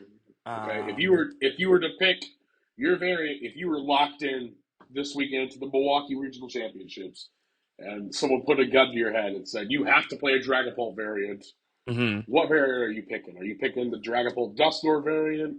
Are you picking the triple luminous Monkey Dory Slowbolt Pult version? Are you even playing Pult with Goldango EX as opposed to just by itself? What variant of Pult would you be locking into Milwaukee if you were going to Milwaukee and playing Pult? Yeah, so I think if like someone came up to me and was like, "You have to play a deck with Dragapult in it," I'm gonna play Goldango Pult. Because I Okay. feel like that's kind of a cop out answer, and me saying that I would much rather play Dragapult or much rather play Goldango than Dragapult. Because in my eyes, Dragapult Goldango is purely a Dragapult deck that just happens to play one copy of Dragapult EX because it can. It just has Dracloak as an accessory, like draw engine. Because you'll notice most of the Pult Dingo lists still only play one Psychic, one Fire, and no copies of Crispin. So it's like if Yeah. they can get up to the Dragapult and attach to it twice and start swinging, so be it. If they can't, that's fine. They were doing the Dragapult thing anyway, or the Yeah. Goldango thing anyway. So, Fair enough. but if I were to go like just purely Pult decks, I think I'm gonna have to give the edge.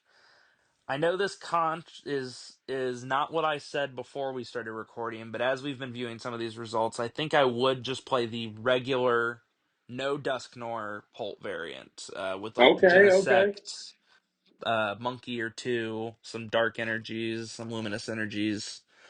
After viewing a lot of these results, I feel like that deck has a slight edge in the mirror match. Just because you Okay. can win the Badoo War a little bit easier with being able to Monkey Dory the damage back over after they Itchy Pollen you, Mm, and be able to take knockouts and stuff like that. Um, okay. as well as having the Genesect plus like Bravery Charm on it to give it 160 HP and deny the opponent's Unfair Stamp and or Sparkling Crystal or Neo Upper Energy or whatever they're wanting to play. Cool. So I think Okay. I do have to give the edge to non Dusknoir Dragapult there. All right. Fair enough. Fair enough. All right. And you picked Dragapult, so I'll go ahead. I'll talk about the deck that's only came and just won every single regional of this format so far, and that's none other than Gardevoir EX. My golly, how this deck is. I feel like so many people disrespected Gardevoir at the start of the Journey Together format, and the I was fact one of that this those deck people. is one of the weakest it's ever been. It's lost Refinement Curlia, and it's even prior to that, we thought the deck was going to be bad because it lost Shiny Arcana Gardevoir. But now coming in and arguably one of the frailest sort of minds that Gardevoir has been since its debut. And, it's only came in just one, every single regional that it's been at so far this season. And I feel like it's going to definitely set the bar as being, I would arguably say, even though I feel like a lot of people look at Dragapult as the best deck in the format, I would argue it's more so Gardevoir. I would definitely put Gardevoir above Dragapult in my opinion. That's just Ooh, me. okay. And I would even go on the ladder to say if I were to be going to Milwaukee this weekend, I think despite many of our locals hyping up um, other decks in the format. I'm not going to say what deck because I don't want to out them. That Unlike me. possibly could, yeah, that could possibly put Gardevoir in their peripheral and in their eyesight. I would say personally, I lean towards more so the non-Chow builds or the builds that are playing Cleffa um, as like a draw package, as opposed to the Zoroark package in Gardevoir. That's just me personally. I haven't actually had much testing with the Chow build, but in initial theory, I just feel the much straightforward build that Brent and many of the I would say Australians first innovated whenever going to Atlanta um, played would probably be the way that I would play towards or lean towards in particular for Gardevoir. I would if you put a gun to my head and said I had to play Gardevoir, my list would pretty much be Brent's 60, but I would probably force myself to cut Turo over and put a boss in instead because I just hate personally playing a deck that does not have a boss's orders. I know that Turo definitely has merit, but for me, it's just a comfort pick. I would probably just submit that full stock 60 and ride it into the sunset and see how we do. But that's how I feel about Gardevoir in this format personally. Yeah, you also Um, can't be caught dead copying an exact 60 from someone. you That would sure be cannot. heinous. That would be criminal unless you're a top player, Yes. Right. and I am not Ignore the that fact yet. that the So exact list won two regionals in a row from two different people, but yeah, it's mind your business. You know what I at mean? least he knows. At least they know At that least they most certainly know. So, yeah. all right. Well, Wyatt, you tell me pick another deck. We'll go through this a couple more times, and then we'll probably close on the episode because it's already an hour and a half long. It looks like on my Yeah, end, it's at been least. going a So, little while. Okay. The other, I'm gonna real quickly just go to the limitless thing and click decks, and we're gonna look at the top percentages. I still think Goldango, as I mentioned earlier, is a okay. very strong archetype. I think I would have previously put it in the same tier as Dragapult and Gardevoir, but I do think recently the amount of Badoo increase that we've seen with a lot more players picking up Gardevoir and Dragapult will knock it Mm, down in my books to the top of tier 2. okay. Okay. Definitely don't put anything in tier 2 above it. I just think it does have some tricky matchups into not necessarily tricky matchups, but a little bit of a trickier time winning against some of these Badoo decks. A late Mm-hmm. game Itchy Pollen can sometimes lock it out of almost every knockout imaginable while they just dance on you with some monkey dories and stuff like that, and slowly build up a game-winning board state. That's fair. So That's fair. Okay. yeah, And then that's if you were playing Goldango this weekend, if you were to pick a variant, would you lean towards? I think you would probably lean towards the Dragapult variant if I were to guess. yes, Okay. yeah. I just think the Dragapult variant, Dracloak is an insane draw engine.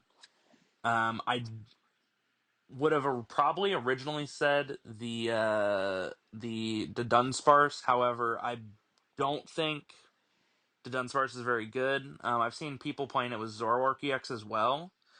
I do think that is slightly better than the Dunsparce, but I don't think it's quite as good as the Dracloak draw Okay. engine. Okay. That's valid. Alrighty, I respect that. I respect that. I agree with you. I think Goldango, it doesn't matter what variant you're playing, I do think it's probably the top of tier two. I think it is probably the gatekeeping deck. If there was probably a third deck in the top three to consider for this weekend, I would probably say Goldango.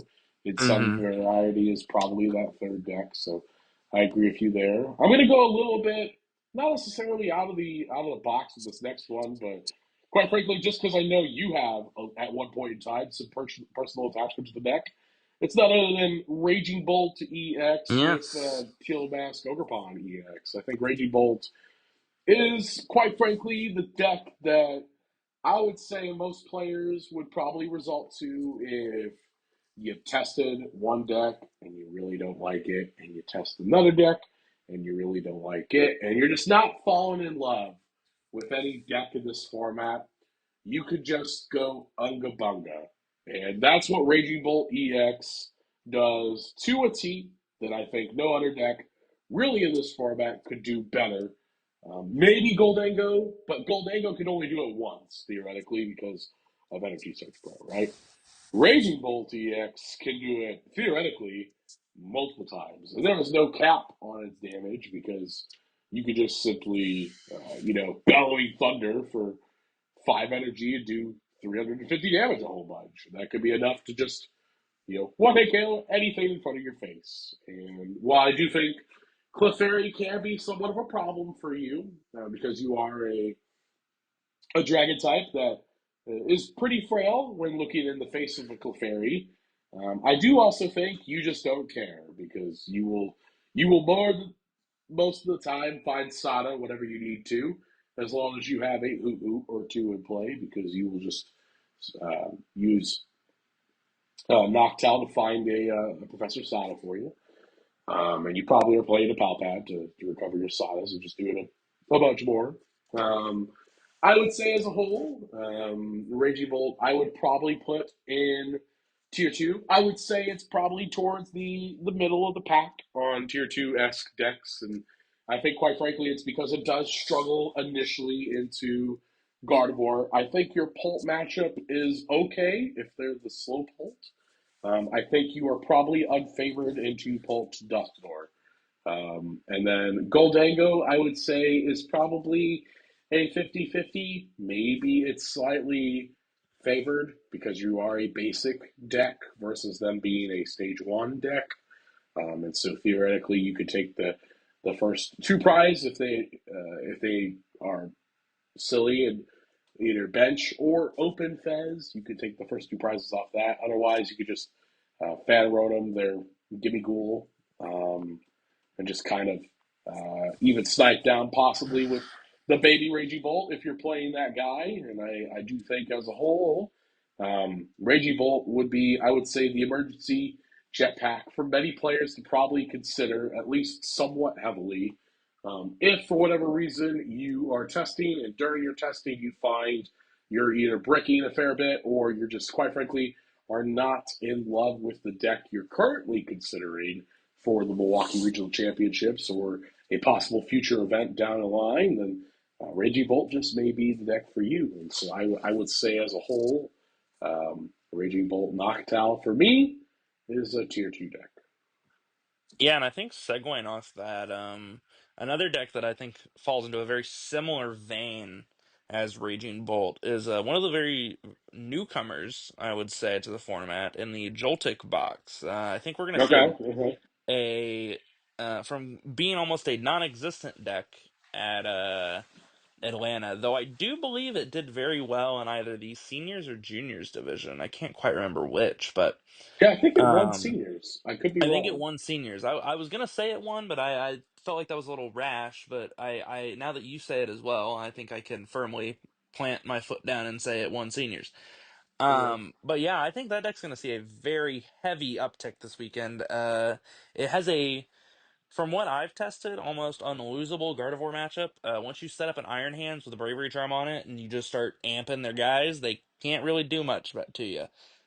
Yeah. So they have to find like Candy Guardy stat and find a way to KO your 280 HP Iron Hands, which I hate to break it to you, but it's not happening. It's And that hard. deck It plays definitely is 4 hard. boss, so it can get around it and KO a little baby pretty easily. Um, as well, I do think it has a really good Dragapult matchup. Same reason you have the Iron Hands that they just can't really deal with. You do get beat up a little bit harder by like Stamp and if they go like Stamp, Counter Catcher, like Badoo something, and you like don't have Latias in play, it can get a little hairy, but I still think the matchup's pretty good. You do struggle into some of the like Raging Bolts if they're still playing Slitherwing or Hmm. Archaladon because they have the poison knockout stuff on your Pikachu's. Yeah. But I definitely think the deck is very strong right now and has some like really good matchups into some of the top decks. So I would not be surprised to see it explode onto the scene this weekend. And I'm gonna put it, I think, in tier two as well. I think I'm gonna put it right Okay. below Goldango. I Okay. think Okay. it's very, very well positioned right now. I was honestly debating putting it in tier one with Gardevoir, and Dragapult, Okay. but I think I don't want to get too crazy. So I'm gonna leave it nice and snugly at that second place in tier one for now. Not That's quite valid. ahead of Goldango, but That's valid. I would probably have vetoed it if you had tried to put it into tier one, but I oh, I also do know. respect your opinion. So more power to you for being level headed ultimately and keeping that deck in the pack of tier two. And I do agree with you. I think it is probably just only behind Goldango. I think it probably is initially a little bit more of a fun deck to play comparatively to maybe Raging Bolt for most players. And quite frankly, it's just because it's a little bit of a newer deck. There's not been a whole lot of people prior to Monterey, I would say, that were really testing Joltik Box and looking at it as like a real deck. And since Joltik Box has kind of been introduced into the format, I feel like a lot of people are just looking at it because it's the new shiny toy in the format, or one of the new shiny toys that we get to kind of deal with in the VCG. Um, Mm-hmm. so I'll go ahead. I'll talk about two other decks, at least in my opinion, that I think are relevant enough to mention. Mm-hmm. And then we'll kind of go. Maybe you could pick two more if you want to pick two more, and then we'll call it wraps from there. Yeah. Um, for me, I'll go ahead and I'll point out the other deck that didn't make top 16, but I've had a little bit of a fair experience with in this format, and that is the Archaladon deck. In particular, I'll talk about Poison just because Poison is ultimately the variation of the deck in which I have more experience with. And I will say Truly, this I deck, think the only way to play the deck in this format, I will say. I yeah, don't think there's any other way to really play it that's as good. yeah, you could play it. I've seen variations online. You could play it with Enzorark as like a draw package. I've even seen some lists play like Dubwool and or Caesar. And I think the fact that you could also fit Toad Scroll into this deck as well, the one that prevents you from your opponent interacting with their discard pile pretty much. Yes, that card's And very cool.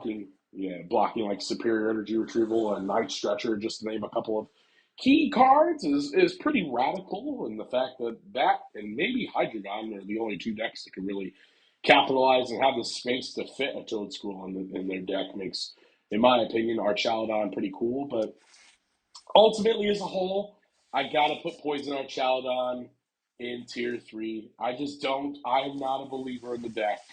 I've wanted to be a believer. I've committed time to the deck. I've put in testing. I played it to a cup. It is not. It is not good.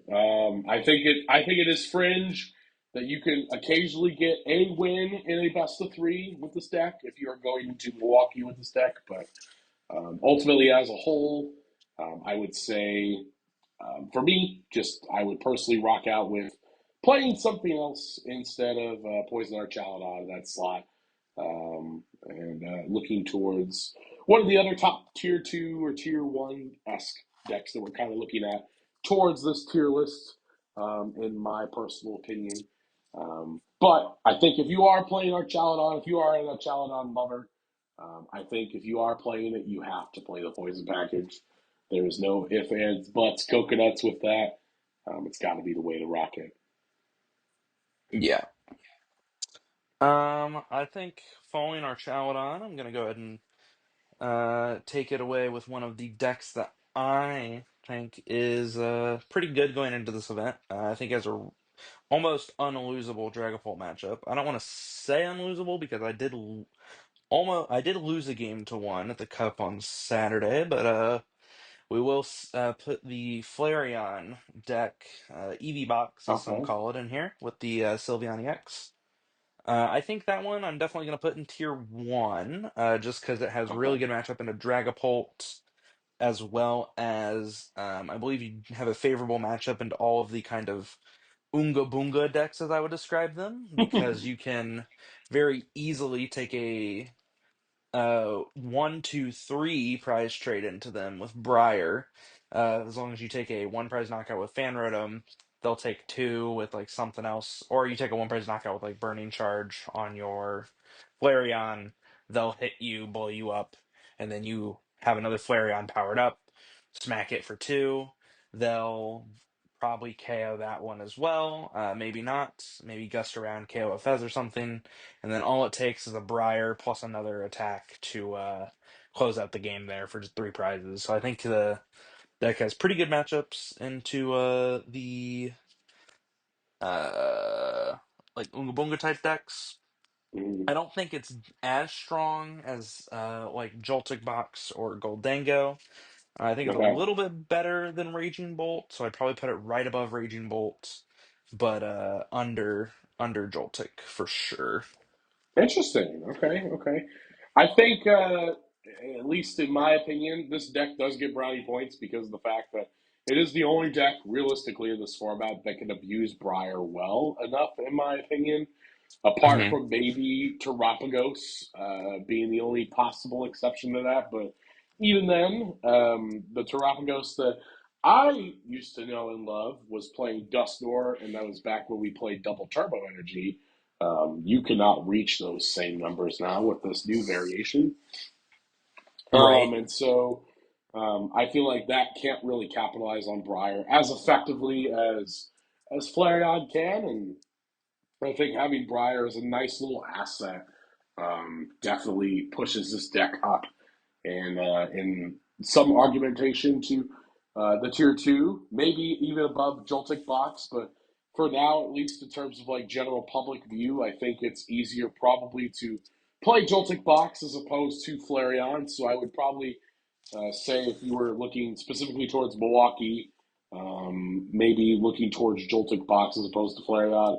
Quite frankly, just because of the fact that Flareons are still relatively hard to kind of get. They are prismatic evolutions, and as we know, that set has not had the best of print runs as of late. So, No, it has um, not. so plus, I think Flareons are still even like They're $15 they're ish close around to, there. yeah, 14, $15. Um, I think they might be closer to like 12, 13 now, but it's still pretty yeah, pricey for a regular EX. So, yeah. Looking at the top Flareon list from Seville, which was the 11th place list. They played two Flareon EXs and they got it priced out at 26.50. So that's about 13 and a quarter. yeah. And they're not easy to find. So, and the only other alt or the only other price that's out there besides the normal regular art Flareon is the alternate art. And I don't know about you, but I'm not Ooh, dropping buku money on yeah, the we're not alternate art, dropping even though 350 on an altar, that's for sure. well, you maybe would because you like playing with bling, This is true. um, This is true. um, If anyone would but do it, the it's average me, and Joe I'm not Schmo, even doing it. So, yeah, the average Joe Schmo is not dropping, you know, $350 on a Flareon unless they're absolutely in love with Flareon as a Pokemon. So, right. um, yeah, I will say there and is then also the prismatic stamped Flareon and Sylveon, which are in the surprise boxes. Those are the okay, ones that I've okay, debated about getting for my bling version if I want to play that deck, but haven't quite committed to it yet. So, okay, fair enough. And then I'll go ahead and I'll mention one last deck, and then yep. you'll probably mention one last one, and then we'll call it Rapsies. Let's go ahead and talk about the final, or at least my final deck that I'm going to put into our metaphorical tier list at this point. There's still a couple of other decks that we could mention in this slot, but quite frankly, it's almost 2 hours, and I don't want to really push it too long for a pilot episode. We're going to see Right. how much you guys love this. But my last and final deck I'm going to be picking out of this tier list is a deck that I feel like has been initially was put a big target on its back. I think because of the likes of Torg Reklev going over to Japan and using this deck and managing to get a top 16 initially way back then. And ever since, the deck had a major spotlight casted onto it, and thus I think a fair bit of people have definitely have had it on its radar, and kind of maybe hard countered it a little bit necessarily in Atlanta, but then as we've seen Monterey and now Seville happen, and I'm sure Johannesburg as well that's taken place, we're seeing the rise of Terrabox again, and I think Terrabox Yes. is a good breakout to continue off of the conversation with Flareon. Terrabox is probably the third and final Noctowl deck that you really could consider as like a viable deck, I would say, in this format. Unfortunately, sorry to all of our Charizard Pidgeot lovers out there that want to make that deck work. But I think Raging Bolt Noctowl, Flareon, and Terrabox are our best three utilizers of the Noctowl engine in this format. And in particular, I think Terrabox, I would make the argument, has definitely the most options comparatively to the likes of Flareon or to the likes of Raging Bolt because you have a box of different attackers you can present. You can go in with the Water Mask Ogre Pond and do some sniping with the 100, 120 snipe. You can go in with Cornerstone Mon and you can prevent or present a wall and make your opponent just deal with it. You could go into a big Pikachu EX and just smack and do 300 damage. You could beat him up with a Terapagos to do possibly up to 240 damage, or you can even get in there with Lily's Clefairy EX if you're trying to one-hit KO a Dragapult. No other card in this format does it better than Lily's Clefairy. And I think That's very all true. those different options compiled into one little Noctowl package deck that relies heavily on Crispin uh, can can kind of break the ground and shape your ultimate meta experience. If you predict the right meta forecast, I truly think Terrabox can abuse its tools better than most of the other decks in this format Phew. can. Excuse And me. I personally, you're okay, you're excused. Bless you. I would say, in my opinion, I would probably put Terrabox in the right in the middle of tier two. I would probably tie it, to be quite frankly honest, with Flareon. And the reason why I would say a tie and not it being better or lower is because I feel like Flareon definitely does do some things better than Terrabox does, but I also think Terrabox can outshine Flareon in the sense that it can be potentially more skill rewarding when it comes to utilizing. And if you can sequence Terrabox correctly, I think it is hands down one of the most explosive decks that you could pilot in this format, in my opinion. I know a lot of people like to give it flack because it ultimately is a Noctowl deck at the end of the day, and many Noctowl decks fear heavy Iono counts. But I think when utilized in the correct hands, I definitely think Terrabox can be explosive, and we've seen a couple of variations of it in top four. So I got to give Terrabox its flowers, and for me, I would have to say that deck is at bare minimum tier two. Yeah, I think that's very fair. Terrabox for sure has a more aggressive early game, I would say, as compared to Flareon. But I do believe the sheer power of Angelite is what can put Flareon over it sometimes. But yeah, Yeah. I think that's pretty good for our meta predictions. Okay. For that, I can't really think of any other decks All right, fair enough. Yeah. to Uh, mention. I like I guess that. I I could like that. say Inz. I can briefly mention Inzoroark to appease Okay. some of Our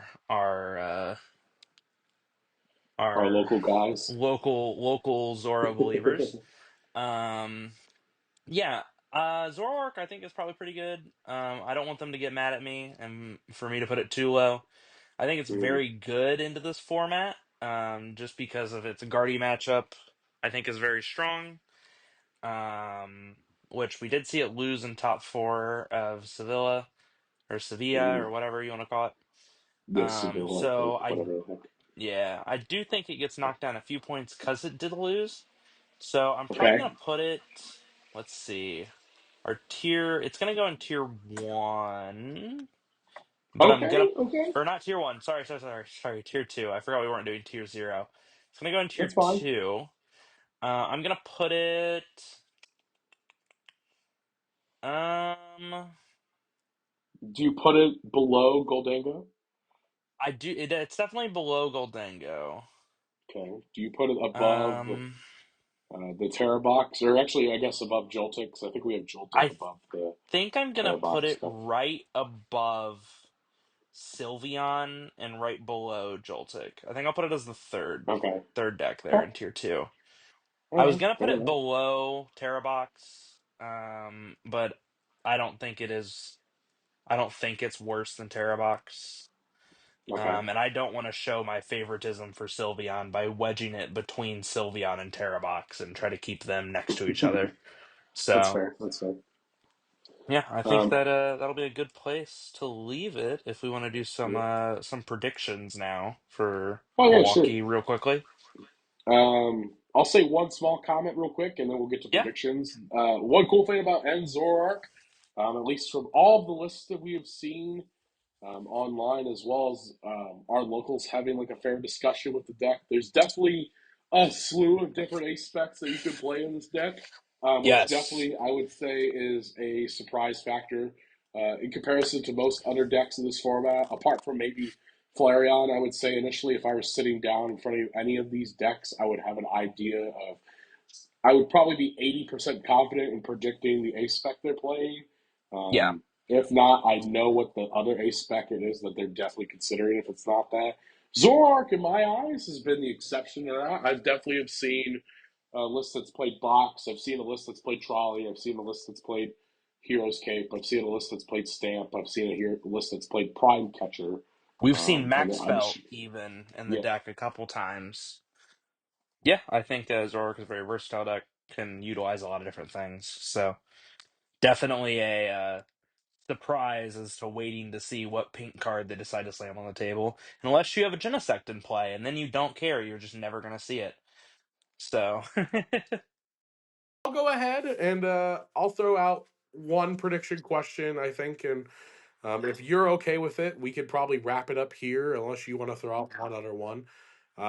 What is your big shock for the event? What deck do you think is gonna either maybe be the most amount of decks entries in top eight? What deck do you think is gonna surprise people and make its top eight either debut or maybe make even a like a finals push or something like that? What is gonna be your hot take for what possibly may make top eight?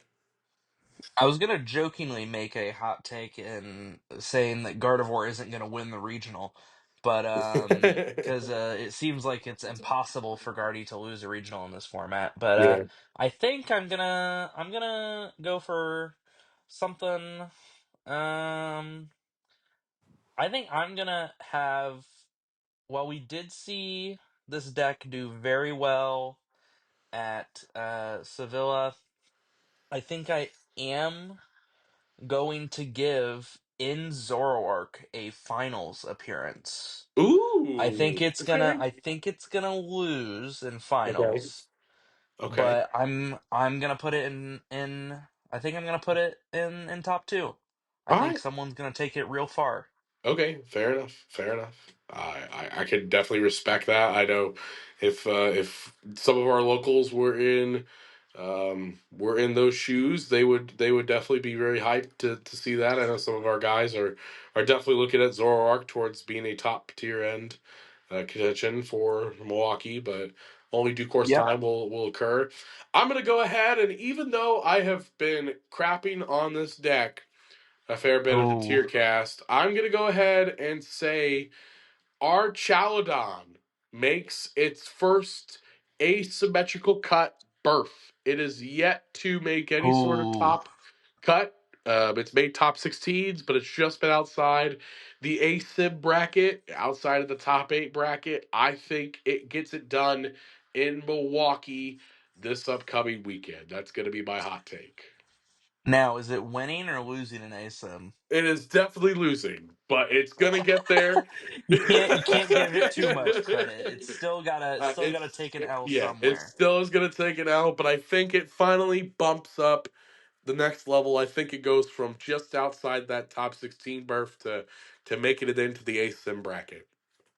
All right. Well, I think that's a pretty bold prediction if I were to say. Yeah, yeah, it's a pretty hot But take, but you know what? we'll see. I'm coming in like campfire smoke, baby. Bring it. Let's get it. So, We'll certainly have to see. But yeah, I think that is a pretty good place to wrap up our first episode of the Spooncast, a painful Spooncast. Thank you everyone to listening. Me and Keegan and I rambling on about standard for yeah, I don't know how long this will end up being after Noah's done with it. I'm sure it'll be less than 2 hours, but hopefully, yeah. Godspeed. hopefully for your guys' sake, it's less than 2 hours. Yeah. But yeah, Keegan, do you have any closing words? Good luck to all of the Spoon Squad members, and in particular, all of our fans who are heading out to Milwaukee this weekend. Enjoy the city. If this is your first time going, Milwaukee is an absolutely beautiful town. And I will say too, as a little caveat, I'm personally from, or both me and Wyatt are from Indiana. And Hmm. currently, right now, if you guys have been following the playoff race, right now the Pacers are up currently at time of recording 3-1 against the Milwaukee Bucks. I believe Game 5 is taking place in Indianapolis on Friday. But if the Bucks somehow take it to Game 6, I believe, is on Sunday of the Milwaukee Regional Championships. So if you end up Ooh, not making day 2, go check out some basketball and root for them Pacers, baby, because we're going all the way this time. Come on. I'm letting you know they're not making it to game 6. We're ending them. I mean, we We are probably ending are, them but you this know what? Friday. On the off chance they did go to Game 6, I think last year against They the did. Bucks. So I can only assume Giannis has enough in the tank to take him to Game 6, but in due course time, we'll see. All right. Well, yeah. Once again, thank you everyone for listening, and I think we're gonna send it out here. So yeah, good luck to everyone in Milwaukee, and we will catch you next week. Yep, you guys have officially just been spoon fed.